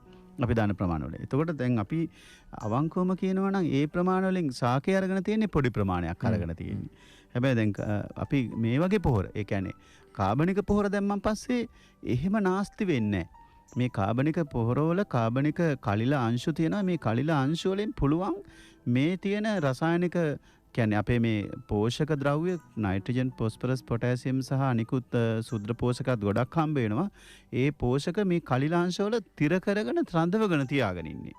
රඳවගෙන තියාගෙන හිමින් තමයි ශාකයට නිදහස් කරන්න. ඉතින් ඒ රඳවගත්ත එකේදී විශේෂයෙන්ම අර බැරායන වගේ දේවල් අර කිව්වේ රෝග නිරෝගී කරනවා කියලා ඒකේ යම්කිසි බලපෑමක් ඇති. ඒ බැරායනත් මේ ඒ කලිලාංශයම ස්ථීරව රඳව ගන්නවා. ඒක අනිත් පොහොර හිමින් ශාකයට ලබා දෙනවා. ඉතින් මේ වගේ ඒ හින්දා අපට අපි ගත්තන් පස්සේ රසායනික පොහොර වලට වඩා කාබනික පොහොර වල තියෙන පෝෂක ප්‍රමාණය පොඩි ප්‍රමාණයක් තමයි තියෙන්නේ. නමුත් ඒ පොඩි ප්‍රමාණය සම්පූර්ණයෙන්ම ශාකයට ලබා දෙන්න පුළුවන් හැකියාව තියෙනවා. එකක් තමයි අපි වැඩියෙන්ම පාවිච්චි කරන මේ ගොම වල නයිට්‍රජන් 2.5ක් 2.5ක් තියෙනවා. ෆොස්ෆරස් 101ක් විතර, පොටෑසියම් 1.5ක් විතර තියෙන්නේ. ඒ වගේම වැඩියෙන්ම නයිට්‍රජන් තියෙන එකක් තමයි මේ කුකුල් පොහොර. එතකොට කුකුල් අතුරුණුව තමයි මේකේ තියෙන 3.5ක්. මේකෙත් අර ලේයර් වර්ගයේ බිත්තර වලට හදන ලිටර එකේ ඊට වඩා වැඩි ප්‍රමාණයක් තියෙනවා. ඉතින් කොම්පෝස්ට් වල තියෙන්නේ නයිට්‍රජන් 2%ක් විතර තියෙනවා, ෆොස්ෆරස් 1.5ක් විතර තියෙනවා, පොටෑසියම්ුත් 1.5ක් විතර තියෙනවා 100ට ප්‍රමාණය. එතකොට වැඩියෙන්ම තියෙන නයිට්‍රජන් ප්‍රමාණයක් ගන්න පුළුවන් එකක් තමයි අර මම අර කිව්වේ මාළුන්ගෙන් හදනවා කියලා දියර පොහොර හදනවා කියලා. මේ මාළු ඉමල්ෂන් එකේ 9%ක් විතර තියෙනවා නයිට්‍රජන්. ඉතින් හොඳ තත්ත්වයක්. දැන් අපට පුළුවන් නම් මේ කර්මාන්තයේ වැඩි දියුණු කරලා ඒ නිෂ්පාදන වැඩි කරගන්න අපට පුළුවන් මේ ඒ හැකියාව ලබා ගන්න නයිට්‍රජන් ප්‍රමාණය වැඩියෙන් දෙන්න. ඒ වගේම තමයි අපට පුළුවන් නම් හැමතුමත් තියෙන අපි ගිහිල්ලා සම්බන්ධ වෙන්න. ආයිබෝවන්. අයිබෝවන්. ඔව් කවුද ඔබ? පුලියපිටියෙන් ධම්මිකා කතා කරන්නේ. කොහෙන්ද? පුලියපිටියෙන් ධම්මිකා. ඔව්. ඉතින් මටත් කියන්න තියෙන මං දැන් අවුරුදු 8ක විතර ඉඳලා අපි කාබනික වගාව කරන්නේ. ඔව්. ඉතින් ගොවීන්ට මං කියන්න තියෙන එකම පණිවිඩය බෑ කියලා දෙයක් නෑ මේක කරන්න පුළුවන්. ඉතින් සර්ලට ස්තුතිවන්ත වෙනවා මේ වගේ කැප වෙන එක ගැන. ඇත්තටම මේක කරන්න පුළුවන්. අපි ජීවංගුරු හදා ගන්නවා 10 අඟුරු එක අපි හදනවා. දියර පොහොර හදනවා. එතකොට මේ ගස්වල ගෙඩි ගන්න හෝමෝන දියර හදනවා. කාබනික පොහොර එක ඒ හැම දෙයක්ම අපි දන්නවා මේක කරන්න පුළුවන් කියලා. ඇත්තටම ජනාධිපතිතුමාටත් ගොඩාක් පින් දෙනවා මේ තීරණ ගත්තු එක ගැන. ඔව් ධම්මිකා මහත්මිය දැන් ඔබේ ප්‍රදේශයේ ඉන්න කුෂිකර්ම බලධාරිය තමයි මේ සිසිර මහත්තයා. ඒ කියන්නේ වයඹ පළාතේම අපේ අධ්‍යක්ෂතුමා. ඔව්. එතුමාගේ යමක් අහන්න තියනවද? හරි සතුටුයි. ඉතින් හිතනවා අපිට දැන් අපි මේවා කරනවා. ඉතින් අපේ AI මිස්ලා ඔක්කොමලා දන්නවා අපි කරනවා කියලා. දැන් මම ලියාපදිංචි වෙන්න යන්නේ පොහොර හදන්න. ඉතින් ඒ හින්දා ඉදිරියේදී හොඳ ගමනක් යන්න සර් එක පුළුවන් කියලා අපි හිතනවා. හරි සතුටුයි. ඒ ගැන එහෙම අර මේ බොහොම ස්තුතියි කතා කරාට ඔබ මේ ධනාත්මක සිතුවිල්ල කියන්නේ සිසිර මහත්තයාට තව තල්ලුවක් දෙන එක්කෙනෙක් කර ඉන්නවා. මේ විශේෂයෙන් මම හිතන විදිහට එතුමිය අපේ කාබනික ගොවීන්ගේ වෙළඳපොළට සම්බන්ධ වෙච්ච මහත්මියක් වෙන්න ඇති සමහර විට. ඇත්තමයි අපි වයඹ තමයි රජයේ මගී කුෂිකර්ම දෙපාර්තමේන්තුවක් විදියට ගොවීන්ගේ වෙළඳපොළක් පවත්වාගෙන පළවෙනි ආයතනේ මම හිතනවා ලංකාවේ මම නොබියෝ කියන්න කැමතියි. මම දැන් ඇත්තම දැන් වෙනත් ආයතන වල පටන් අරගෙන තියෙනවා. වෙනත් අපේ දෙපාර්තමේන්තුව කුෂිකර්මයේ දෙපාර්තමේන්තුව වෙනත් පළාත් සභාවලත් පටන් අරගෙන තියෙනවා. ඉතින් මේ ගොවීන්ගේ වෙළඳපොළට අපි සම්පූර්ණ කාබනික ද්‍රව්‍ය තමයි නිෂ්පාදනය කරලා ගේන්නේ. වෙළඳපොළවල් 10ක් විතර තියෙනවා. කුරුණෑගල තමයි විශාලම වෙළඳපොළ අපි පවත්වාගෙන ගියේ. අත්තම මේ කොරෝනා තත්ත්වයේ හින්දා දැන් පහුව වහලා තියෙනවා. ඉතින් මේ වෙළඳපොළට සම්බන්ධ වෙච්ච ගොවි මහත්තුරු විශාල ප්‍රමාණයක් ඉන්නවා. එතකොට ගොවි මහත්තුරු ගොවි කණ්ඩායම් ගමේ ඉන්නවා. ඒ කණ්ඩායමෙන් එක ගොවි මහත්තයෙක් හරි දෙන්නෙක් හරි තමයි මේ නිෂ්පාදන මේ වෙළඳපොළට අරගෙන එන්නේ. ඉතින් ඒ ගොවින්ගේ වෙළඳපොළ පාමස් මාකට් කියලා කියනවා. ඉතින් ඒ පාමස් මාකට් එකට සම්බන්ධ වෙච්ච එක්කෙනෙක් ඒ හින්දා අපට හොඳ අත්දැකීමක් තියෙනවා. වයඹට හොඳ අත්දැකීමක් තියෙනවා මේ වැඩසටහන කරලා නිෂ්පාදනය කරන ඇත්තම අපහසු කාර්යයක්. අපේ ගොවි මහත්තුරු රඳවගෙන තැබීමත් අපහසු කාර්යයක්. ඉතින් ගොවි මහත්තුරු මේ ක්‍රමයට අවතීර්ණ කරන්නත් ඒ අතින් මම හිතනවා මේ කුලියාපිටියේ ධම්මිකා වෙන්න ඇති කතා කරේ ධම්මිකා මහත්මිය මම බොහොම ස්තුතිවන්ත වෙනවා. එතුමිය අපහසු නෑ. එතුමිය මේ වලට දැන් ඒක දැන් ග්‍රහණය කරගෙන ඉවරයි කියලා මට හිතෙනවා. එතුමිය අපි කියලා දීපු ජීව අඟුරු 10 අඟුරු දියර පොහොර වර්ග සාදමින් මේ වැඩේ හරියට කරන නෝන කෙනෙක් මම හිතන බැරිකමක් නෑ. අන්දිවර වැඩසටහනත් එක්ක දීර්ඝ කාලෙ ඉඳලා මේ දැනුම ලබාගත්තු කෙනෙක් අය. සතුටුයි. අපි අර මේ සංඝටක ගැන කතා කරමු. ඉතින් විශේෂයෙන්ම අපි කතා කරගත්තේ එකක් තමයි මේ අර රුධිරයෙන් අපි මාළු කපන තැන් ඒ වගේම වෙනත් සත්වයන් ස්ලෝටර් හවුස් වගේ තැන් වලදී රුධිරය සම්බන්ධ කරගෙන අපිට මීල් හදන්න පුළුවන් බ්ලඩ් මීල් වගේ ඒ වගේ වල නයිට්‍රජන් තියෙන 12%ක් විතර. ඉතින් ඒ වගේ ලොකු ප්‍රමාණයක් ලබා ගන්න පුළුවන් සාමාන්‍ය පොස්පරසුත් 1.5ක් විතර වගේ ගන්න පුළුවන්. ඒ වගේම පාම් යාඩ් මැනුව මං කිව්වේ අර මේ ගොයිපලේ ගොමයි වතුරයි මුත්‍රායි ඔක්කොම සම්බන්ධ වෙච්ච එකේ ඒකේ පොටෑසියම් ප්‍රමාණය වැඩි ප්‍රමාණයක් දෙන්න පුළුවන් 2.1ක් වගේ ප්‍රමාණයක් තියෙනවා. ඉතින් මේ තමයි අපි සාමාන්‍යයෙන් පාවිච්චි කරන. ඊට අමතරව අපි කොළ ಜಾති පාවිච්චි කරන ග්ලිරිසීඩියා වගේ දේවල්. නයිට්‍රජන් මං කිව්වේ අපට පුළුවන් නම් වැඩි ඕනේ මේ වැටට තමන්ගේ වැටට ග්ලිරිසීඩියා ටිකක් හදන්න. හැබැයි කම්මැලි නැතුව කපන්න පුළුවන් වෙන්න ඕනේ අපි. දැන් ඔය තියන්නේ නැතුව. ඔය තියන්නේ නැතුව ලොකු ගස් අපිට දාන්න චේන්සෝ පාවිච්චි කරන්න වෙනවා. මේ නැත්නම් තව ටිකක් ලොකු වුණා. ඉතින් අපිට පුළුවන් නම් මේ වගේ ග්ලිරිසීඩියා හදාගන්න 4.6ක් නයිට්‍රජන් ගන්න පුළුවන්. පොටෑසියම් 2.2ක් ලබා දෙන්න පුළුවන්. ඉතින් හොඳ විභවයක්. ඒ වගේම සති දෙකක් වගේ ඇතුළත රිලීස් කරන්න පටන් ගන්නවා මේ පෝෂන් ප්‍රමාණය. ඉතින් අපිට හොඳ අතුරුණුවක් විදියට පාවිච්චි කරන්න පුළුවන්, වසුණක් විදියට පාවිච්චි කරන්න පුළුවන්, පොහොරක් විදියට පාවිච්චි කරන්න, ඒ වගේ කොම්පෝස්ට් වල තියෙන ගුණාත්මය වැඩි කරන්න, නයිට්‍රජන් ප්‍රමාණය වැඩි කරන්න පාවිච්චි කරන්න පුළුවන් හොඳ මේ කොළයක් තමයි ගිරිසීඩියා කියන්නේ. ඒ වගේම වල් සූරියකාන්ත. ඉතින් මේවා අපිට පුළුවන් ඔය කුඹුරු වල අපිට තියෙන වැඩිපෙන්ම මාන තියෙන්නේ. මාන වර්ග. ඉතින් මේ මානත් පාවිච්චි කරන්න පුළුවන්. මම ඇත්තම යෝජනා කරනවා අපේ මේ මාන හින්දා ලොකු විවසනයක් තියෙන්නේ. අපිට මේ මාන යොදාගෙන කොම්පෝස්ට් වැඩසටහනක් පටන් ගමු දැන්. අඩු ගන්න මේකෙන් මේ අපිට දේවල් ගොඩක් අත්පත් කරගන්න ගොඩක් දේවල් තියෙනවා. අපිට ලොකු කරදරයක් දැන් මේ මාන හින්දා පාරක යන්න බෑ, ඇවිදින්න බෑ, වගාබිම් සෑහෙන ප්‍රමාණයක් විනාශ වෙනවා. මේ මාන ලොකු විවසනෙන් ගලව ගන්න තියෙන හොඳ මාර්ගයක් මේක දැන්. එකතු වෙමු අපි. මේ වගේ දේවල් පාවිච්චි කරන්න බෑ. ඒ වගේ ඒ මාන වෙනුවට අපිට පුළුවන් ඕනනම් මේ වල් සූරියකාන්තත් මේ වෙල් දිගේ වැටවල් දිගේ ඒවා හදන්න. ඒ වගේම තමයි මේ ගොඩක් වෙලාවට පිදුරුත් පාවිච්චි කරන්න පුළුවන්. සාමාන්‍ය පිදුරු වල 1.7ක් විතර තියෙන පොටෑසියම්. ඉතින් මං ඉස්සරලා කතා කරපු වල් සූර්යකාන්ත වල නයිට්‍රජන් 4.7ක් විතර තියෙන. පොටෑසියම් විශාල ප්‍රමාණයක් තියෙන වල් සූර්යකාන්ත වල 3.3ක්. ඉතින් මම හිතනවා මේවා අපිට තියෙන්නේ හිත විතරයි නැත්te මේ අපිට දැන් අලුත් ට්‍රෙන්ඩ් එකක් ඇවිල්ලා තියෙනවා. අලුත් ක්‍රමයකට යන්න වෙලා තියෙනවා. අපි බෑ කියන්නේ සමහරවිට ගොවි මහත්තුරු දැන් කිය මහා පරිමාණයේ වගා කරන ගොවි මහත්තුරු මට බණි මේක කරන්න අමාරු කියලා. හැබැයි ඒ අයට වෙනම මේ නිෂ්පාදන ගන්න පුළුවන් විදිහට වැඩසටහනක් යයි. ඉස්සරහට ජීව පොහොර වගේ දේවල් පාවිච්චි කරලා මේ නිෂ්පාදන ඉක්මනින් පාවිච්චි කරන්න පුළුවන් ලේසි ක්‍රමයකට. හැබැයි මේ වලට දැන් පෙළඹීමක් කරන්න පුළුවන්. අපිට මේ වගේ දේවල් පාවිච්චි කරන්න පුළුවන් තැනකට යන්න. ඉතින් මම හිතනවා මේ හොඳ පෝෂණ ප්‍රමාණයක් තියෙන හොඳ විවිධ කාබනික ද්‍රව්‍ය අපේ හැම තැනම තියෙනවා. අපිට තියෙන මේවා රැකගන්න පිලිස්සීම අඩු කරලා පුළුවන් තරම් මේවා රැකගන්න ක්‍රමයකට තමයි අපි ඉස්සරහට යන්න ඕනේ. ඒත් එක්ක මේ කාබනික වගාව කියනකොට මේත් එක්ක සම්බන්ධ වෙච්ච මං කිව්වා ඉස්සෙල්ලම මේ සිස්ටම් එකක්. ඒ කියන්නේ පද්ධතියක් තියෙන. ඒ පද්ධතිය ගැනත් මං කතා කරන්න නැතුව මේ කාබනික පොහොර විතරක් දාලා කාබනික මේ බොටනිකල්ස් ඒ කියන්නේ සාකසාර යොදලා දියර පොහොර යොදලා විතරක් මේ වගාව කරන එක විතරක් නෙවෙයි කාබනික වගාව කියන්නේ. මේක ක්‍රමවේදයක් පද්ධතියක්. ඒ පද්ධතියට නැඹුරු වෙන්න වැඩසටහනක් තමයි අපි කරන්න දෙන්නේ. අමාරුවෙන් හරි එතෙන්ට අපි එතෙන්ට යන්න පුළුවන්. එහෙම ගියොත් තමයි මේ පද්ධතිය අපිට හරියටම මම හිතන්නේ සස්ටේනබල් වෙන්නේ. ඒ කියන්නේ තිරසාර විදිහට පවත්වාගෙන යන්න පුළුවන් වෙන්නේ. ඒ නිසා මම ඉස්සරහට කතා කරනම් කොහොමද මේ පද්ධතියක් විදිහට කටයුතු කරන්න අපේ කෘෂිකර්ම දෙපාර්තමේන්තුවේ ඒ තාක්ෂණය යොදාගන්නේ කියලා. සිසිර මහත්තයා දැන් මේ අනිත් එක තමයි දැන් කෘෂිකර්මයේදී ගොඩක් වෙලාට වල් නේ මේ ගැටලු වෙනවනේ වල් පාලනය සම්බන්ධයෙන්. අනිත් එක්ක කෘමි හානිය. දැන් ඒතර මේ කාබනික වගාවට නැඹුරු වීමත් එක්ක මෙන්න මේ ප්‍රශ්නයට කොහොමද ගොවි මහත්තුරු මුහුණ දෙන්නේ? ඒකට අපිට විසඳුමක් හදාගන්න පුළුවන්කමක් තියෙයිද? ඒක තමයි අනිත් ප්‍රශ්නේ. මම හිතනවා අපේ තමයි ගොඩක් කරලා අපේ ගොවි මහත්තුරු මට කියන සමහරවල්ලාට මහත්තයා මේ වල් තෙල් වැඩ කරන්නේ නෑනේ. හොර වල් තෙල්ද කියලා. ඉතින් අත්තමයි පාවිච්චි කරන කාලේ. ඔව් පාවිච්චි කරන කාලේ දැනුත් තාම පාවිච්චි කරනවා. තාම වල් තෙල් තියෙනවා. හැබැයි ඒවත් නතර කරමින් පවතින්නේ විශේෂයෙන්ම වල්නාශක සහ පලිබෝධනාශක තමයි වල්නාශකත් අයිති වෙන්නේ. ඉතින් මේ පලිබෝධනාශක විශේෂයෙන්ම මේ වල්නාශක වල් පැල හින්දා අස්සන්න 140ක් වගේ බලපෑමක් කරන්න පුළුවන් අඩු වෙන්න පුළුවන්.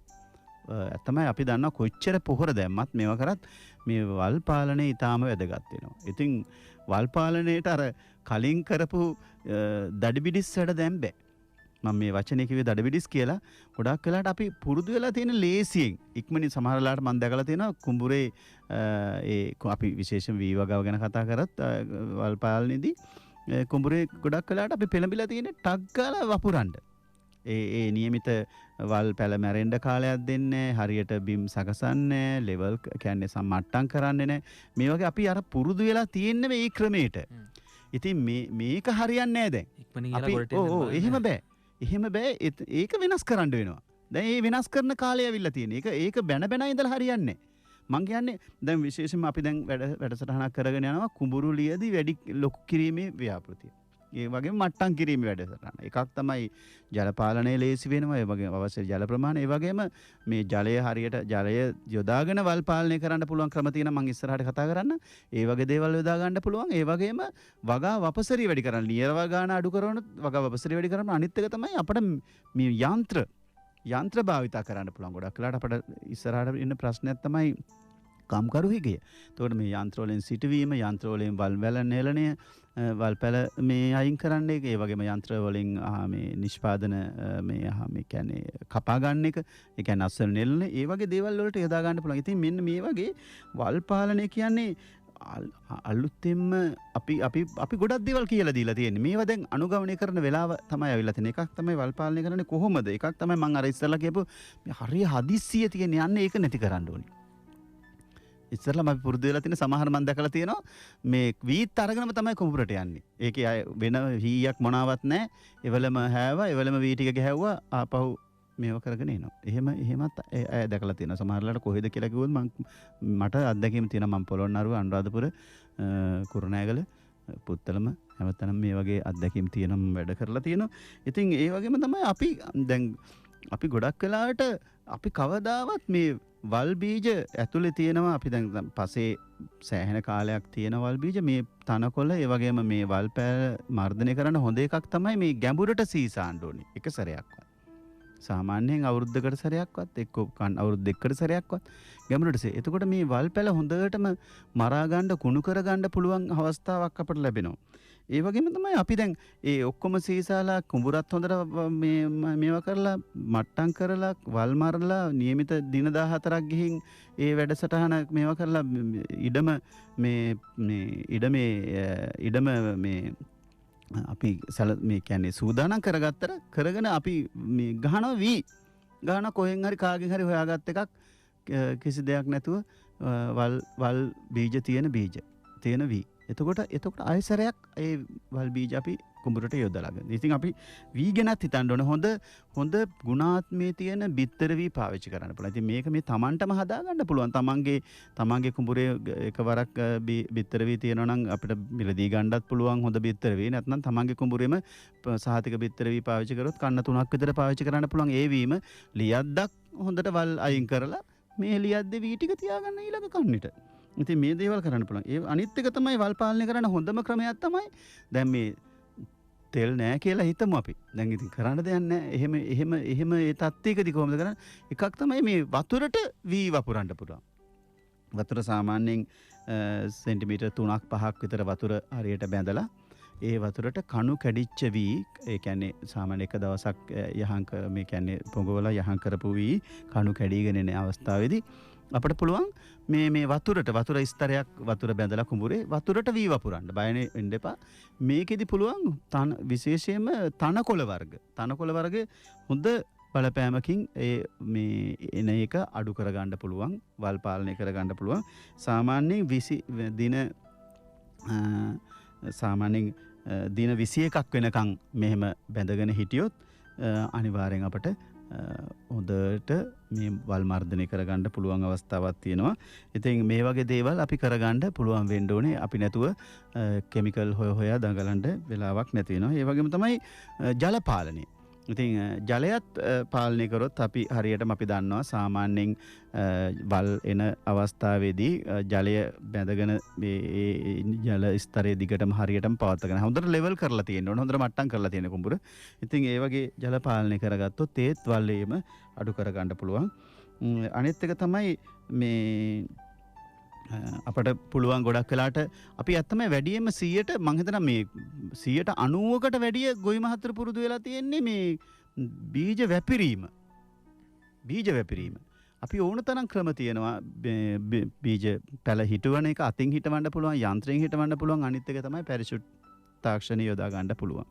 එතකොට මේ තාක්ෂණයන් දැන් වෙන රටවල් වල ගත්තන් පස්සේ ඒ තාක්ෂණයන් ගොඩාක් පාවිච්චි කරනවා. දැන් ඔය ජපානි වගේ රටවල් කොරියා වගේ රටවල් ඇත්තමයි බ්‍රෝඩ්කාස්ටින් නැති ඒ කියන්නේ වැපිරීම නැති තරම් පොඩි ප්‍රමාණයක් තියෙනවා. හැබැයි ලංකාවේ 90%කට වැඩිය වැපිරීම තියෙන්නේ.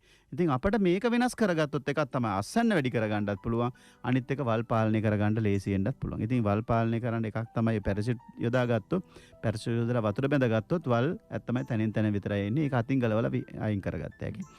යන්ත්‍රයෙන් හිටෙව්වොත් අපි වල් නන යන්ත්‍රයක් යොදාගෙන මේ වල් නෙලා ගන්න පුළුවන් අයින් කරගන්න පුළුවන්. ඉතින් මේ වගේ වලට යන්න අවශ්‍යයි. ඉතින් අපි දැන් හිතයි සමහරලාට මෙතන කියයි ඒවා කොහොමද පාවිච්චි කරන්නේ කෝ මැෂින් කෝ කවුද තාක්ෂණ කියලා අපි ගාව ඒ තාක්ෂණයන් තියෙනවා මැෂිනුත් තියෙනවා. ඉතින් අපිට පුළුවන් නම් අපිට දැන් ව්‍යාපාරිකයෝ බිහි වෙන්න ඕනේ. දැන් මේ වෙන රටවල් වල නම් කරන්නේ ව්‍යාපාරිකයෝ වෙන්න තමන්ගේ මොකද්ද වී වර්ගයේ කිව්වන් පස්සේ ඒ වී වර්ගයේ හදලා ගෙනල්ලා හිටවලාම දෙනවා. ඉතින් ඒ වගේ තත්ත්වයකට දැන් යන්න වෙයි. ඉතින් දැන් අපි හිතමු මේ අපේ අනුරුද්ධ මහත්තයා නම් කුඹුරු වගා කරන්නේ අනුරුද්ධ මහත්තයාට BG 300 නම් ඕනේ. මේ ඔයා ඕඩර් එකක් දෙනවා BG 300 මට හදලා දෙන්න කියලා. එතකොට ඒකට සල්ලි ගෙවන්න විතරයි තියෙන්නේ. මොකක් හරි සිස්ටම් එකකින් ඔන්ලයින් හරි සල්ලි ගෙවනවා. ඔයා ඒ කුඹුරට ඇවිල්ලා ඒ දවසට හරියට ඇවිල්ලා මේ පැලසිටුවලා දෙනවා. ඉතින් ඒ වගේ ඒ වලට යන්න වෙයි. පැරෂුට් දාන්නත් වෙයි. එක්කෝ සමහරලාට යන්ත්‍රයෙන් හිටවන්නත් වෙයි. ඉන්නේ ඒ වගේ වලට ගියොත් එහෙම අපට පුළුවන් වැඩි වපසරියකට මේ තාක්ෂණය ගෙනියන්න. එහෙම ඒ කාලේ දැන් ඇවිල්ලා තියෙන්නේ කියලා මට හිතෙනවා මේවත් එක්ක. ඉතින් වල් පාලනය කරන්න හොඳම අවස්ථාවක් තමයි ඒ වගේ දේවල්. ඒ වගේම තමයි ඊළඟ ඔබතුමා හැවුවා මේ රෝග කොහොමද පාලනය කරන්නේ ඉතින්. ඉතින් රෝගත් එහෙම තමයි. වෙලාවට හිටවන්න ඕනි. එකක්. වෙලාවට හිටවන එක. ඉතින් ගොඩක් වෙලාවට අපේ ගොවි මහත්තුරු කොච්චර වැස්සත් බිමට බහින්නේ නැහැ, කුඹුරට බහින්නේ නැහැ. හැබැයි මගේ ඔය දැන් බිංගිරිය පැත්තේ ඒ වගේම දැන් සමහර ප්‍රදේශවල ඇත්තමයි වැහි වතුරෙන් වැඩේ පටන් ගන්නවා. ගොඩක් වෙලාවට ඒ කට්ටියට වෙන විදියක් නැහැ. වීරඹු ගෙදර වගේ පැතිවල පළවෙනි වැස්සෙන් දෙකෙන්ම වපුරලා දානවා. මේ වතුර එනකම් බලාගෙන ඉන්නේ නැහැ. විශේෂයෙන්ම ඔය දැන් මහාවාරි ප්‍රදේශවල ඒ ගොවි මහත්තුරු නම් බස්සවන්න බෑ මේ කුඹුරට. ඉතින් එහෙම හරියන්නේ තමන්ගේ වැස්සත් එක්ක ඒ වෙලාවට මේ වැපිරීම කරොත් අපට පුළුවන් අපට ඒ රෝග හානිය අඩු කරගන්න. විශේෂයෙන්ම යලදී මේ සාමාන්‍ය අප්‍රේල් අග වෙද්දින් අප්‍රේල් මැද වගේ වෙද්දින් වපුර ගන්න පුළුවන් නම් ඒ වගේ මහේදී සාමාන්‍යයෙන් ඔක්තෝබර් අගදී ඔක්තෝබර් මැදදී වගේ වපුර ගන්න පුළුවන් වුණොත් අපට මේ හානිය අඩු කරගන්න පුළුවන්. ඒ වගේම තමයි හොඳ මේ අර කලින් කතා කරපු හොඳ මේ ඉඩම් මේ කියන්නේ භූමිය මේ සූදානම් කරගන්න එක. ඉතින් හොඳ වටපිටාව සුද්ධ කරගන්න ඕනි. ඉතින් ගොඩක් වෙලාවට අපි හිතමු කුඹුරක තියෙනවා මේ ගහක් මේ ඇවිල්ලා මේ කියන්නේ මේ අතු බර වෙලා තියෙන කුඹුරු පැත්තට. ඉතින් එතනින්ම පටන් ගන්නවා රෝග හානි, පලිබෝධ හානි. ඉතින් ඒ වගේ දේවල් සුද්ධ කරගන්න ඕනේ. වටේ සුද්ධ කරගන්න. හොඳට සීසෑම කරන්න ඕනේ. ඒ වගේම හොඳට මට්ටම් කිරීම කරගන්න ඕනේ. ඒ වගේම දැන් අපි හිතමු සමහරලාට පිදුරු වුණත් පිදුරු සමහරලාට මේ වගේ රෝග හානි වලට පාත්‍ර වෙච්ච පිදුරු තියෙනවා නම් ඒ වගේ දේවල් ඉවත් කරගන්න වැඩසටහන ගිහින් කරගන්න වෙයි. නැත්නම් ඒ වගේ කරන්න. ඒ වගේම තමයි සහතික බිත්තර වී භාවිත කරන්නේ. මෙන්න මේ වගේ ඒවා අපි රෝග පාලනයටත් කරන්න වෙයි. ඉතින් මේවා තමයි දන්න ඒවා. දැන් හැබැයි අර මේ රෝගයක් එනවා මං තෙල් ගහනවනේ කියලා මේ එනවා කියලා හිතන්න බැරි වෙලාවක් ඇවිල්ලා තියෙන අපිට. ඒ වලට විවිධ දේවල් උද්ගහන්න තියෙන මම ඉස්සරහට කියලා දෙන්න. ඉතින් එතෙන්ට කලින් පෙර සූදානම අවශ්‍යයි. රෝග අඩුවෙන් එන්න. ඊළඟ මේ පලිබෝධ හානි අඩුවෙන් එන්න ඒ තත්ත්වයට යන්න. ඒ වගේම V variety ඒ කියන්නේ V වර්ග තෝරගද්දී මේ රෝග වලට පලිබෝධ හානි වලට ඔරොත්තු දෙන්න දේවල් තියෙනවා. ඉතින් ඒවා වලට යන්න වෙනවා ගොඩක් වෙලාට මේ ඒ වගේ ඒවා. ඒ වගේම තමයි මේ රෝගී සහ පලිබෝධ හානි මේ කියන්නේ පන්න හරින ශාක වගා කරනවා. දාස්පෙතිය වගේ දේවල් වගා කරන්න පුළුවන්. ඒ වගේම මේ මයිටා හානි අඩු කරගන්න, ඒ වගේම කූඩිත්තෝ හානි අඩු කරන්න, ට්‍රිප්ස්ලා හානි අඩු කරන්න, දුමුරු පැල කීඩා හානි කරන්න, මේ වගේ විවිධ මේ ක්‍රම තියෙනවා. වතුර බඳින්න තියෙනවා, එක්කෝ වතුර කපා හරින්න තියෙනවා, එක්කෝ මේ ආලෝක උගුල් පාවිච්චි කරන්න වෙනවා. ඒ වගේම ගොඩක් වෙලාවට ඒ වගේ දේවල් පාවිච්චි කරනවා. ගොඩක් වෙලාවට මේ කොහොඹට දියරය. ඉතින් දැන් කොහොඹට කියලා හයි. ඉතින් මේවා නිෂ්පාදනය කරලා වෙළඳ පොළට එන්න වෙනවා දැන්. ඉතින් ඒ වගේ මේවා දේවල්. ඒ වගේම තේ කොම්පෝස් යොදා ගන්න පුළුවන්. තමයි විශේෂයෙන්ම රෝග වලට ඔරොත් දීමේ හැකියාවක් තේ කොම්පෝස් වලට තියෙනවා. කොම්පෝස් තේ වලට. ඒ වගේම පණු දියර මේ ඒත් ඒ හැකියාවක් තියෙනවා රෝග වළක්වා ගැනීමේ හැකියාවක්. ඉතින් මෙන්න මේ වගේ දේවල් හරහා අපට විවිධ ක්‍රම ගොඩක් වෙලාට අපි හිතමු මේ ගොයම් මකුණා අඩු කරගන්න නම් අපට පුළුවන් ඇලෙන මේ උගුල් පාවිච්චි කරන්න. ඒ වගේ දේවල් වලට. ඒ වගේම කොහොඹ ඇට දියරේ පාවිච්චි කරන්න. මේ වගේ විවිධ දේවල් තියෙනවා. මම හිතනවා මේ සියලු තොරතුරු කුසිකර්ම උපදේශක මහත්තයා සම්බන්ධ කරගන්න මේ තාක්ෂණයත් එක්ක මේ කොරෝනාත් එක්ක ඒ ගෲප් එකට සම්බන්ධ කරගෙන ඒ තාක්ෂණයන් මොන හරි දෙයක් තිබ්බොත් ඉක්මනින්ම ඡායාරූපයක් යවලා ඒකට උත්තර ලබා ගන්න ඒ තොරතුරු අරගෙන මෙහෙම වැඩසටහනකට යන්න වෙනවා. එහෙම වුණොත් අපට මේ තාක්ෂණයන් ඉක්මනින් ප්‍රචලිත කරන්න වෙයි. දැන් ඒ තාක්ෂණයන් ප්‍රචලිත කරගන්න විභවයක් තියෙන අවස්ථාවක් උදා වෙලා තියෙන්නේ. ඒ අවස්ථාව උදා කරගන්න කියලා මම ඉල්ලා හිටිනවා.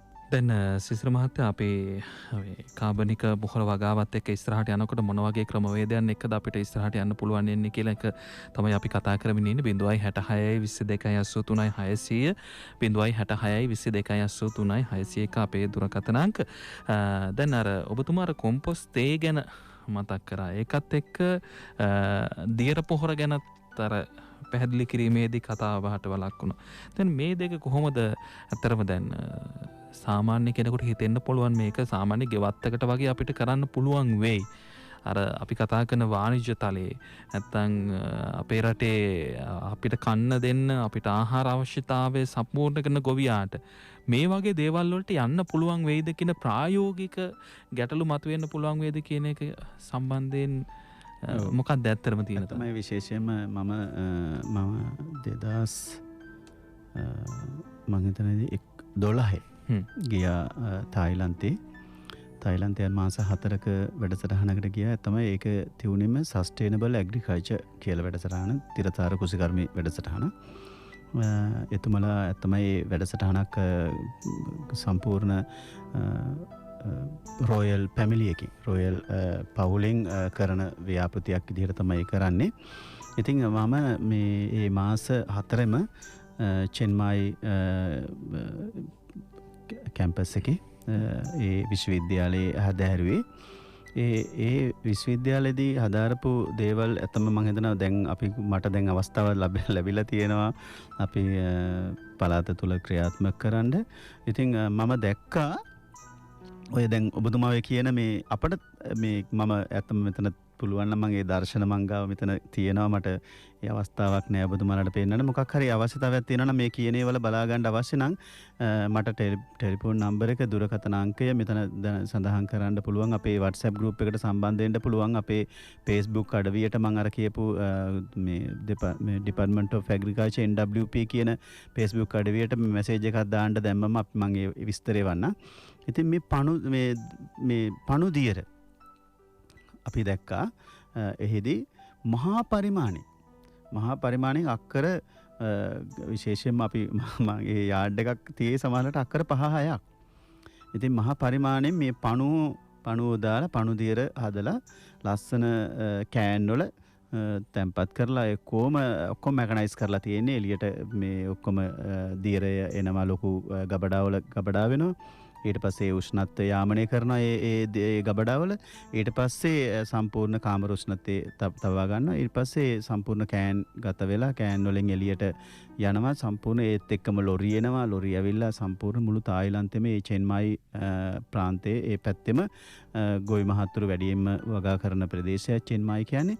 ඉතින් මේ ප්‍රදේශයටම විතරක් නෙවෙයි මුළු තායිලන්තයටම බෙදා හරින සිස්ටම් එකක් තියුණා. ඉතින් මම දැක්කා මේ මහා පරිමාණයෙන් ඒ නිෂ්පාදන කරලා ඒක ඇත්තම මම ගියේ එක තැනකට විතරයි. ඒ වගේම මේ තාක්ෂණය අපි ඉගෙන ගත්තා මේ කැම්පස් එකේදී.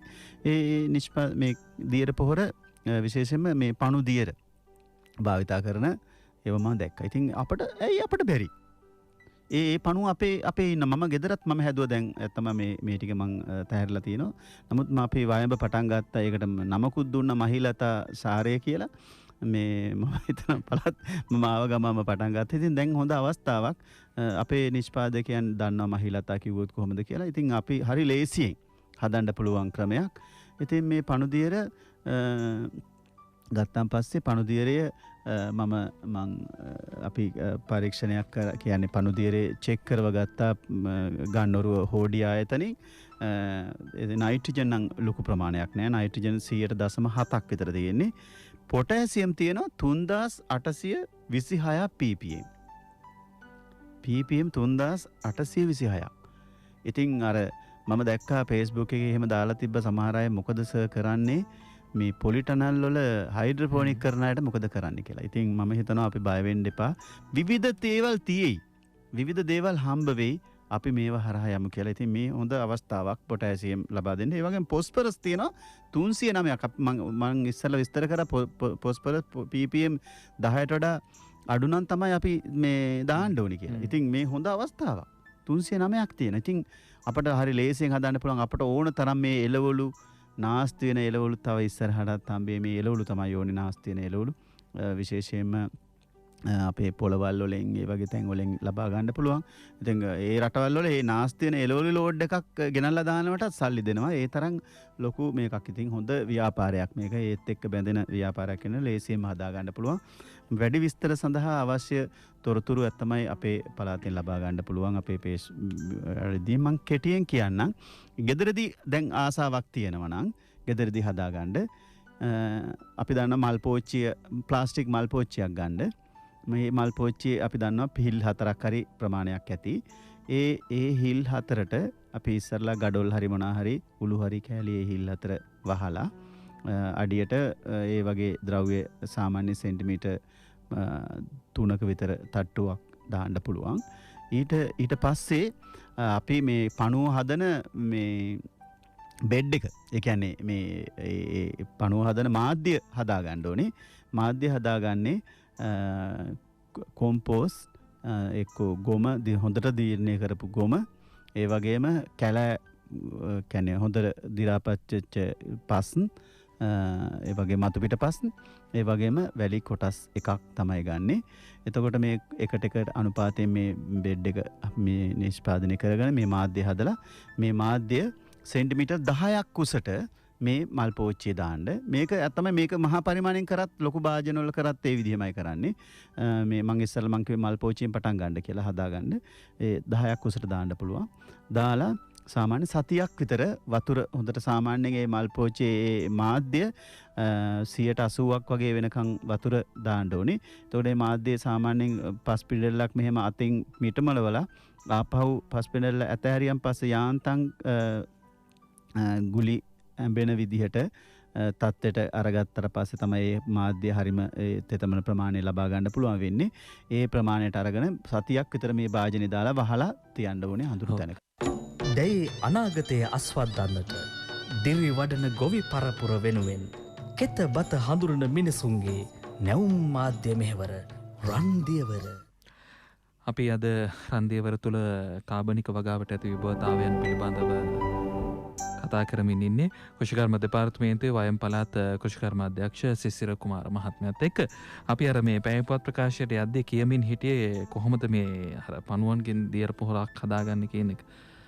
එතනදී මාධ්‍ය ගැන අපි කිව්වා. ඔව්. ඊට පස්සේ ඇත්තම දැන් මේ පණුව හොයා ගන්න ඕනේ. මේ පණුව ලේසියෙන්ම හොයා ගන්න පුළුවන්. සාමාන්‍යයෙන් අපේ ගෙදරදොලදී පාවිච්චි කරන දැන් වෙන රටවල නම් පණුව විකුණන්න තියෙනවා. පණුව කිලෝ එකක් ලක්ෂ ගාණක් වෙනවා. ඉතින් ලංකාවට ඉතින් හොඳ මං හිතන කාබනික කෘෂිකර්මයක් ආවොත් එහෙම පණුව හදන ජොබ් එකක් කරගන්න පුළුවන්. ඉතින් මට හිතෙනවා මේ අපිට හොයා ගන්න පුළුවන් දැනට සාමාන්‍යයෙන් පණුව හොයා ගන්න පුළුවන් තමයි අපි ගෙදරදොර පාවිච්චි කරලා වතුර අයින් කරන තැන් තියෙනවා.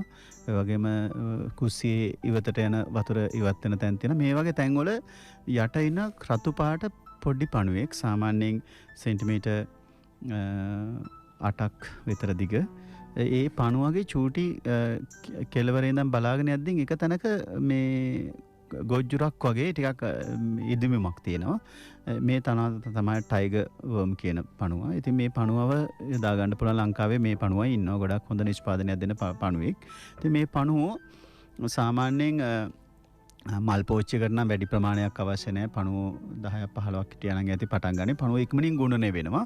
දැන් අපිට පුළුවන් ඇත්තමයි දැන් සාමාන්‍ය ලොකු ව්‍යාපාරයක් කරනවා නම් පණුව ගුණණය කරගන්න. මේ වගේ පණුව හොයාගෙන පණුව ගුණණය කරගන්න දැනටමත් කරන අය ඉන්නවා. පණුව දියර හදන අය. ඉතින් මේ පණුව ගුණණය කරලා මේ පණුව මේ කියන්නේ මේ පෝච්චියට එකතු කරන්න පුළුවන්. එකතු කරලා අපිට පුළුවන් මේ ඉවතලන පළතුරු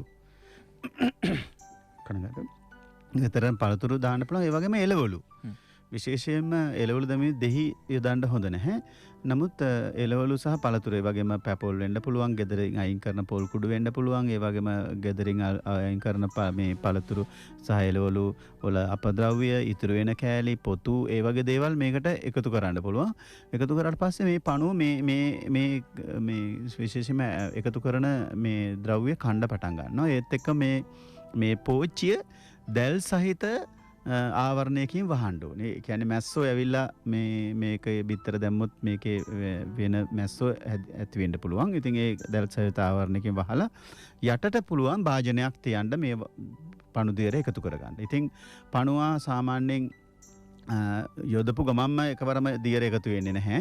නමුත් සතියක් දෙකක් වගේ යද්දී අපිට පේනවා යටින් දියරය එකතු කරගන්න පුළුවන්. මේ තමයි පණුදියර. මේ පණුදියර 1:7ක් අනුපාතයෙන් ජලයත් එක්ක එකතු කරලා යොදා ගන්න පුළුවන්. ඉතින් හොඳ පෝෂණයක් මම අර විස්තර කරපු පෝෂණ ප්‍රමාණය තියෙනවා. ඉතින් මේක මහා පරිමාණයෙන් බේසමක කරන්න පුළුවන්. අපි ගොඩක් වෙලාට බේසම් අඳුන්ලා දුන්නා වයන් පළාත් තුල බේසම හිල් කරලා යට තවත් බේසමක් තියලා ඒ බේසමට එකතු කරගන්න. ඒ වගේම ටැංකිය වල පුළුවන් හදන්න. ඒ වගේම සමහරලාට විවිධ ක්‍රම තියෙනවා හදාගන්න. ඉතින් මේ හරහා මේ පණුදියර හදන්න පුළුවන්. මේ පණුදියර එකක් තමයි පෝෂණ ද්‍රව්‍යයක් විදියට යොදා ගන්න පුළුවන්. එකක් තමයි විස බීජ නාශකයක් විදියට යොදා ගන්න පුළුවන්. ඒ වගේම අතු පැල කරගන්න හෝමෝනයක් විදියටත් ක්‍රියාත්මක කරන්න පුළුවන්. ඉතින් ඒ වගේ මේ පෙස් ඩැමේජ් එක වගේ මේ පලිබෝධ හානි අඩු කරගන්නත් මේ පණුදියර යොදා ගන්න පුළුවන්. ඉතින් මේක මහා පරිමාණයේ ව්‍යාපෘතියක් විදියටත් ඔබට ක්‍රියාත්මක කරලා හොඳ පළල් නෙලා ගන්න පුළුවන් අවස්ථාවක් වෙයි කියලා මට හිතෙනවා මේ පණුදියරය. ඉතින් ඒ තමයි මේ පණුදියරේ හදාගන්න කෙටි ක්‍රමය. මම හිතනවා ළඟම ඔබට මොනවා හරි ගැටලුවක් තියෙනවා නම් ලංකාවේ ඕනම ස්ථානයක ඉඳන් ඔබට අමතන්න පුළුවන් 076 44 19යි 500 කියන නම්බර එකට අමතන්න පුළුවන්. ඒ වගේම ඒ හරහා සම්බන්ධ වෙන්නත් පුළුවන්. නමුත් ඒ වගේම අපේ හොට්ලයින් නම්බර දෙකක් තියෙනවා 076යි 307යි 33යි 33 කියන නම්බරයට කතා කරලා තොරතුරු ගන්න පුළුවන්. ඒ වගේම අපේ මේ මුහුණු පොතට සම්බන්ධ වෙලා මුහුණු පොතෙන් මේ තොරතුරු ගන්නත් පුළුවන්. මේ සියල්ල ලබා දෙන්න පුළුවන්. අනිත් එක තමයි මම විස්තර කරන්නම් කියලා කිව්වේ. ඔව් අපිට හැමතුමත් තියෙන සම්බන්ධ වෙලා ඉමු. අයබෝවන්. අයබෝවන්. ඔව් කවුද ඔබ? මම නාත්තන්ඩින් කතා කරන්නේ ශානක. ඔව් ශානක. මහත්තයා මේ ඇත්තරම කාලීන වැඩසටහනක් මේක මේ කාලේ ඇත්තරම ඕන මාතෘකාවක් යටතේ ඔබතුමාලා කතා කරන එකට මුලින්ම බොහොම ස්තුතිවන්ත වෙනවා. ඔව් කතා කරන්න. ඔව් කතා කරන්න. ඔව් මට දැනගන්න තියෙන ප්‍රශ්නේ තමයි දැන් ලංකාවේ දැනට පාවිච්චි කරන්නේ ඉනෝගනික් ඕගනික් දෙකම පොහොර වර්ග දෙකම තමයි එකපාර පාවිච්චි කරන්නේ. එතකොට එක පාරටම අපි මේ වගේ කාබනික ගොවිතැනකට යොමු නොවි. ඒ කියන්නේ දැන් මූලික පුහුණුවක් දීලා ගොවීන්ට කාබනික මේ ගොවිතැන ගැන යම්කිසි කාලපාරාසයක් ඉඳලා ඊට පස්සේ මේ ගොවිතැනට මාරු වෙන්න පුළුවන් වුණොත් මට හිතෙනවා මීට වැඩි ප්‍රතිඵලයක් අපිට ගන්න පුළුවන් වෙයි කියලා. හරි බොහොම ස්තුතියි. අපි බලමු දැන් ඒ පිළිබඳව ගොඩක් දෙනෙක් කතා බහ කරනවා. නමුත් දැන් මේ තීරණයට ගිහිල්ලා ඉවරයි. ගොඩක් දෙනෙක් තියෙන තා පොඩ්ඩක් කාලෙ තිබ්බනම් හොඳයි. ඒකට යමු වෙන තිබ්බනම් හොඳයි. තමයි මේ නමුත් මේ තීරණයට ගිහිල්ලා ඉවරයි. ශානක මහත්මයා නේද කතා කරේ? ඔව් ශානක. ඉතින් මම හිතනවා එතුමාගේ හොඳ අදහසක් තමයි අපිත් ඒ ස්ථානයේ ඉන්නවා. නමුත් මේ තීරණය අරගෙන තියෙනවා. අපි එතෙන්ට යන්න වෙලා තියෙනවා එකක්.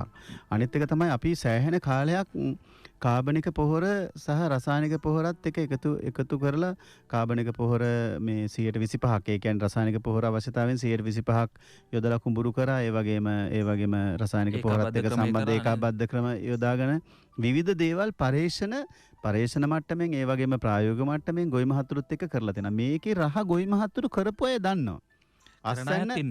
අස්සන්න වැඩි වෙච්ච අය ඉන්නවා. හැබැයි අපිට තියෙන ප්‍රශ්නේ තියෙන මේ තියෙන පොහොර සහනාධාරයත් එක්ක ගොවි මහතුරු කොච්චර මේ අර හොඳ දේවල් මේවා කරත් අර ලේසියට පෙළඹිච්ච ගතියක් තමයි තියුනේ. ඉතින් ඒක අපි තමයි මේ එකවරම මේ ලොකු පිම්මක් පනින්න වෙලා තියෙනවා. නමුත් ඒක කොහොම හරි අමාරු වෙයි. ටික කාලයක් අමාරු වෙයි. ඒ අමාරුව දරාගෙන ඉස්සරහට යමු කියලා තමයි මම යෝජනා කරන්නේ. අර ඔබ මතක් කරන්නේ මම ඊළඟ විස්තර කරන්න බලාපොරොත්තු වෙන දැන් ඇත්තම පණුදියර ගැන මම විස්තර කරා. පණුදියර මම විශේෂයෙන්ම මතක් කරන්න තායිලන්තේ මේ යොදාගන්නේ ටොයිලට් පව සුද්ධ කරන්න පණුදියර පාවිච්චි කරනවා.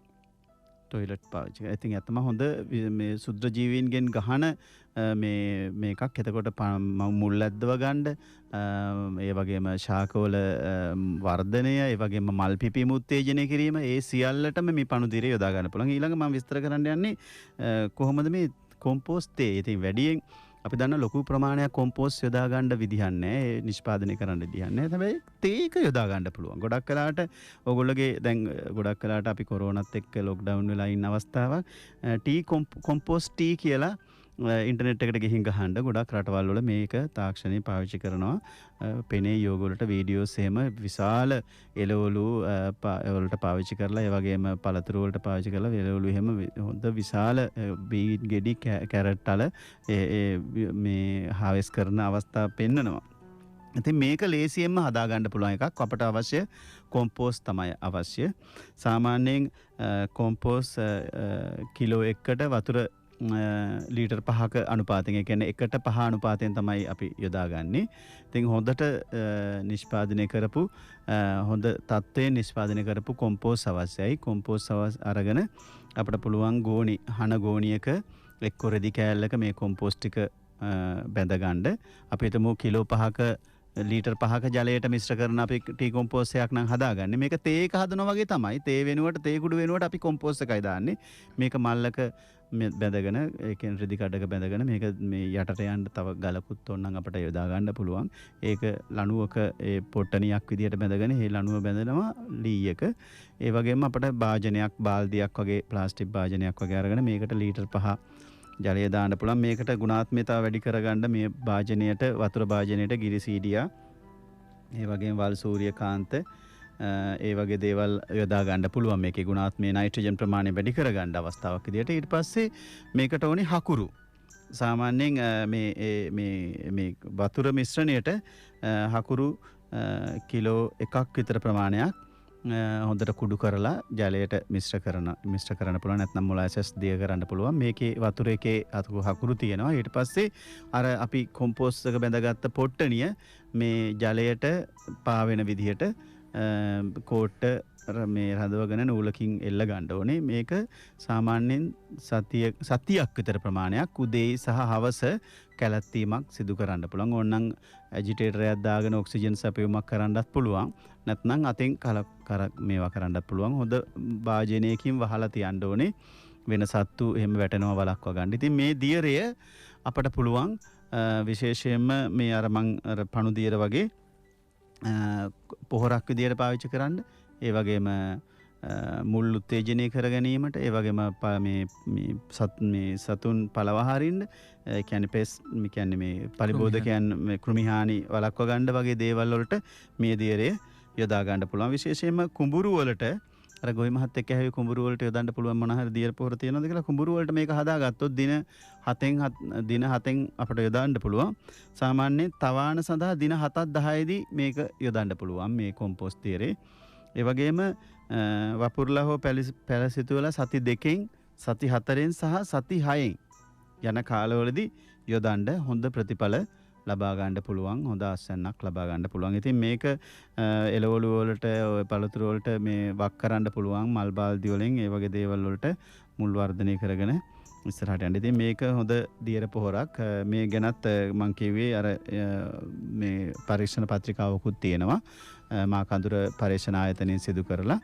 ඉතින් ඒ දේවල් අපට යොදාගෙන මේ අවශ්‍යතාවයල් සපුර ගන්න අවස්ථාවට යන්න පුළුවන්. ඉතින් එහෙම වුණොත් අර මම අර කිව්වේ කෘෂිකර්ම දෙපාර්තමේන්තුව විදිහට මේක මේ සිස්ටම් එකක් විදිහට කටයුතු කරන්න ඕනේ. නැතුව මේ කාබනික පොහොර දානවා විතරක් නෙවෙයි, පාංශු සංරක්ෂණය, ඒ වගේම පෝෂණ ප්‍රතිචක්‍රීකරණය, ඒ වගේම ගොවිපළ තුල කොම්පෝස්ට් නිෂ්පාදනය, ඊළඟ කොළ පොහොර නිෂ්පාදනය ඒකකයක් තමන්ගේ ගොවිපොළම තියාගන්න එක, රනිල ශාක වවලා මේවා කරන එක, ඒ වගේම සත්ත්ව පාලනය, ආවරණ භෝග වගේ මේ වගේ සිස්ටම් එකක් ක්‍රියාවලියක් තියෙනවා. එතකොට තමයි නිෂ්පාදනය කරන්න පුළුවන්, පස ආරක්ෂා කරගන්න පුළුවන්. ඒ තියෙන සාක්ෂණය යන්න. ඉතින් මේ සිස්ටම් එක මේවා කරන්න හොඳ ව්‍යාප්ති සේවයක් අපි ගාව තියෙනවා.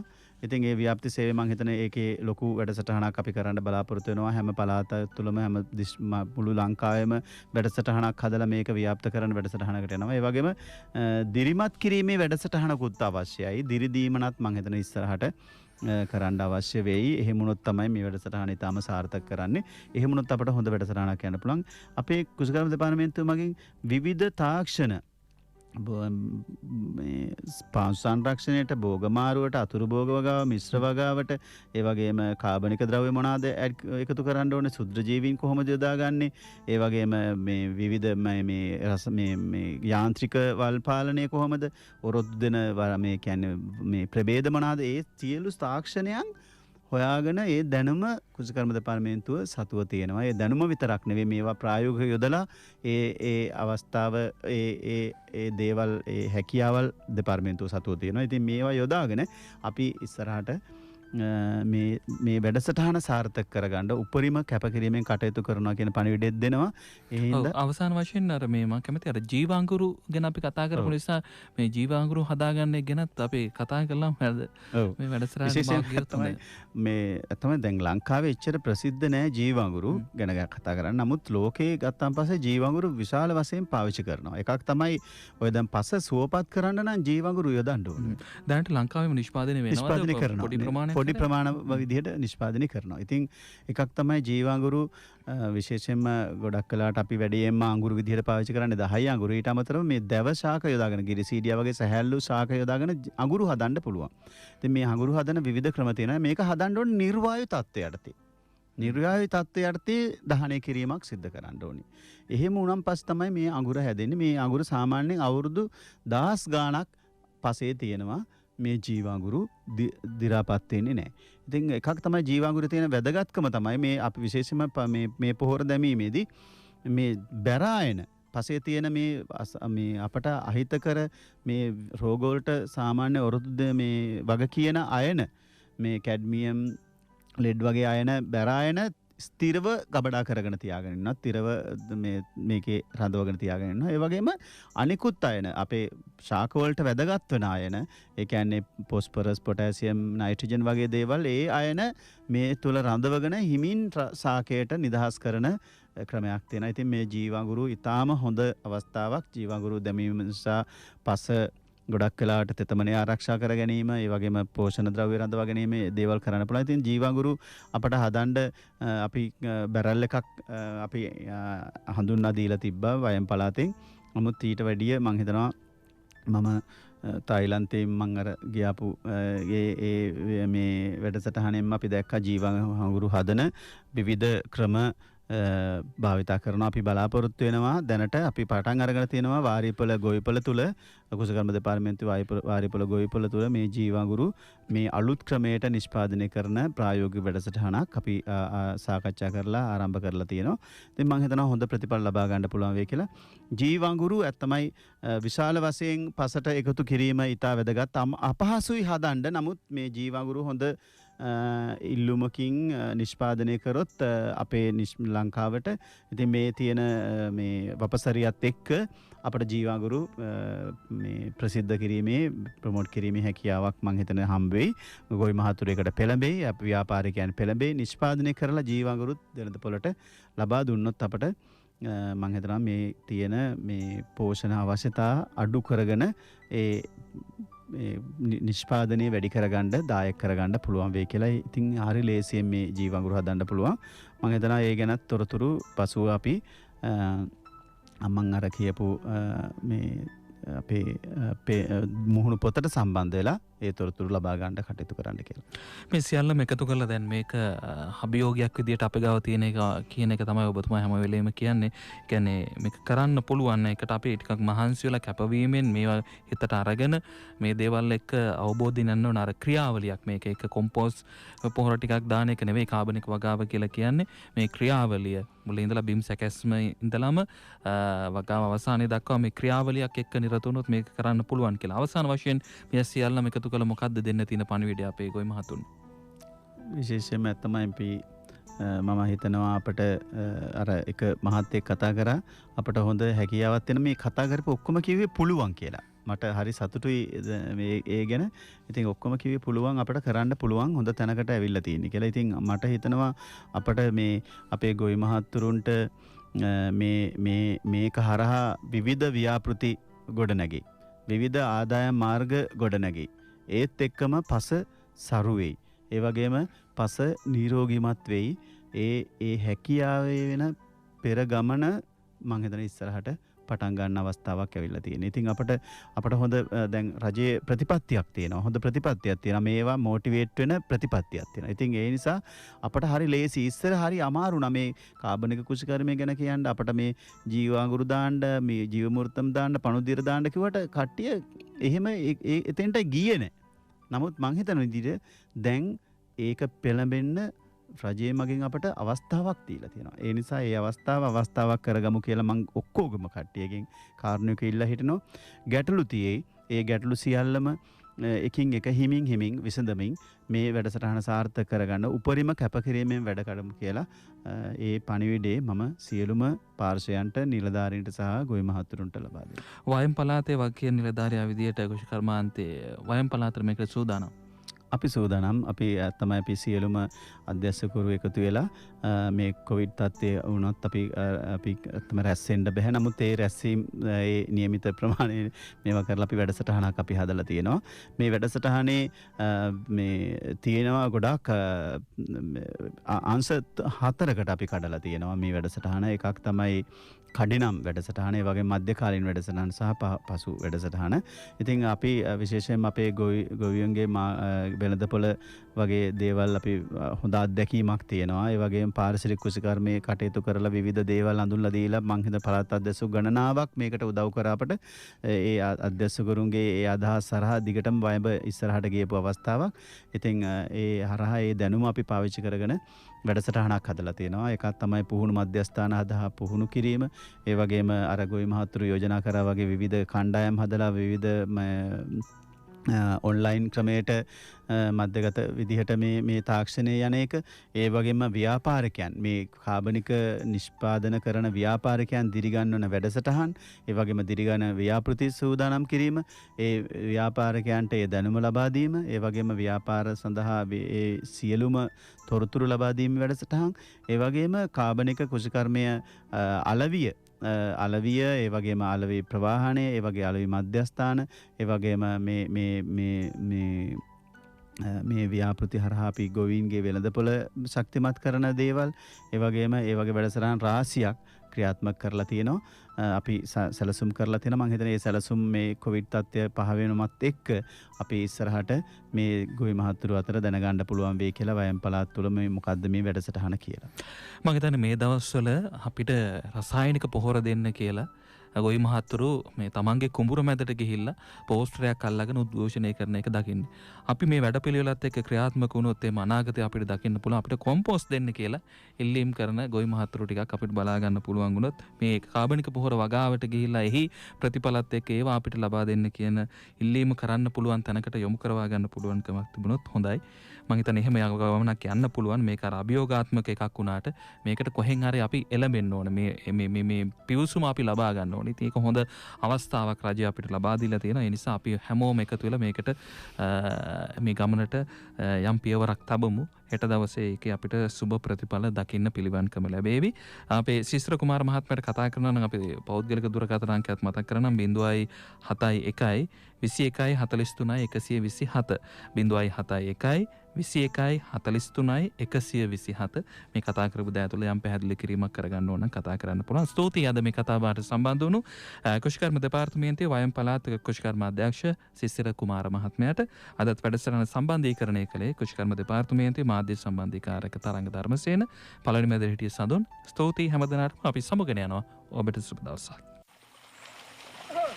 සිව්හෙළය රකින්න අභීත ගොවි පරපුරෙහි පාරම්පරික උරුමයන් මතු පරපුරට දායාද කිරීම පිණිස කෙත බත හඳුනන මිනිසුන්ගේ නැවුම් මාධ්‍ය මෙහෙවර රන්දහදිය බින්දු බින්දු ඉසුරු සුවඳ රැන්දු රැන්දු රන්දියවර රන්දහදිය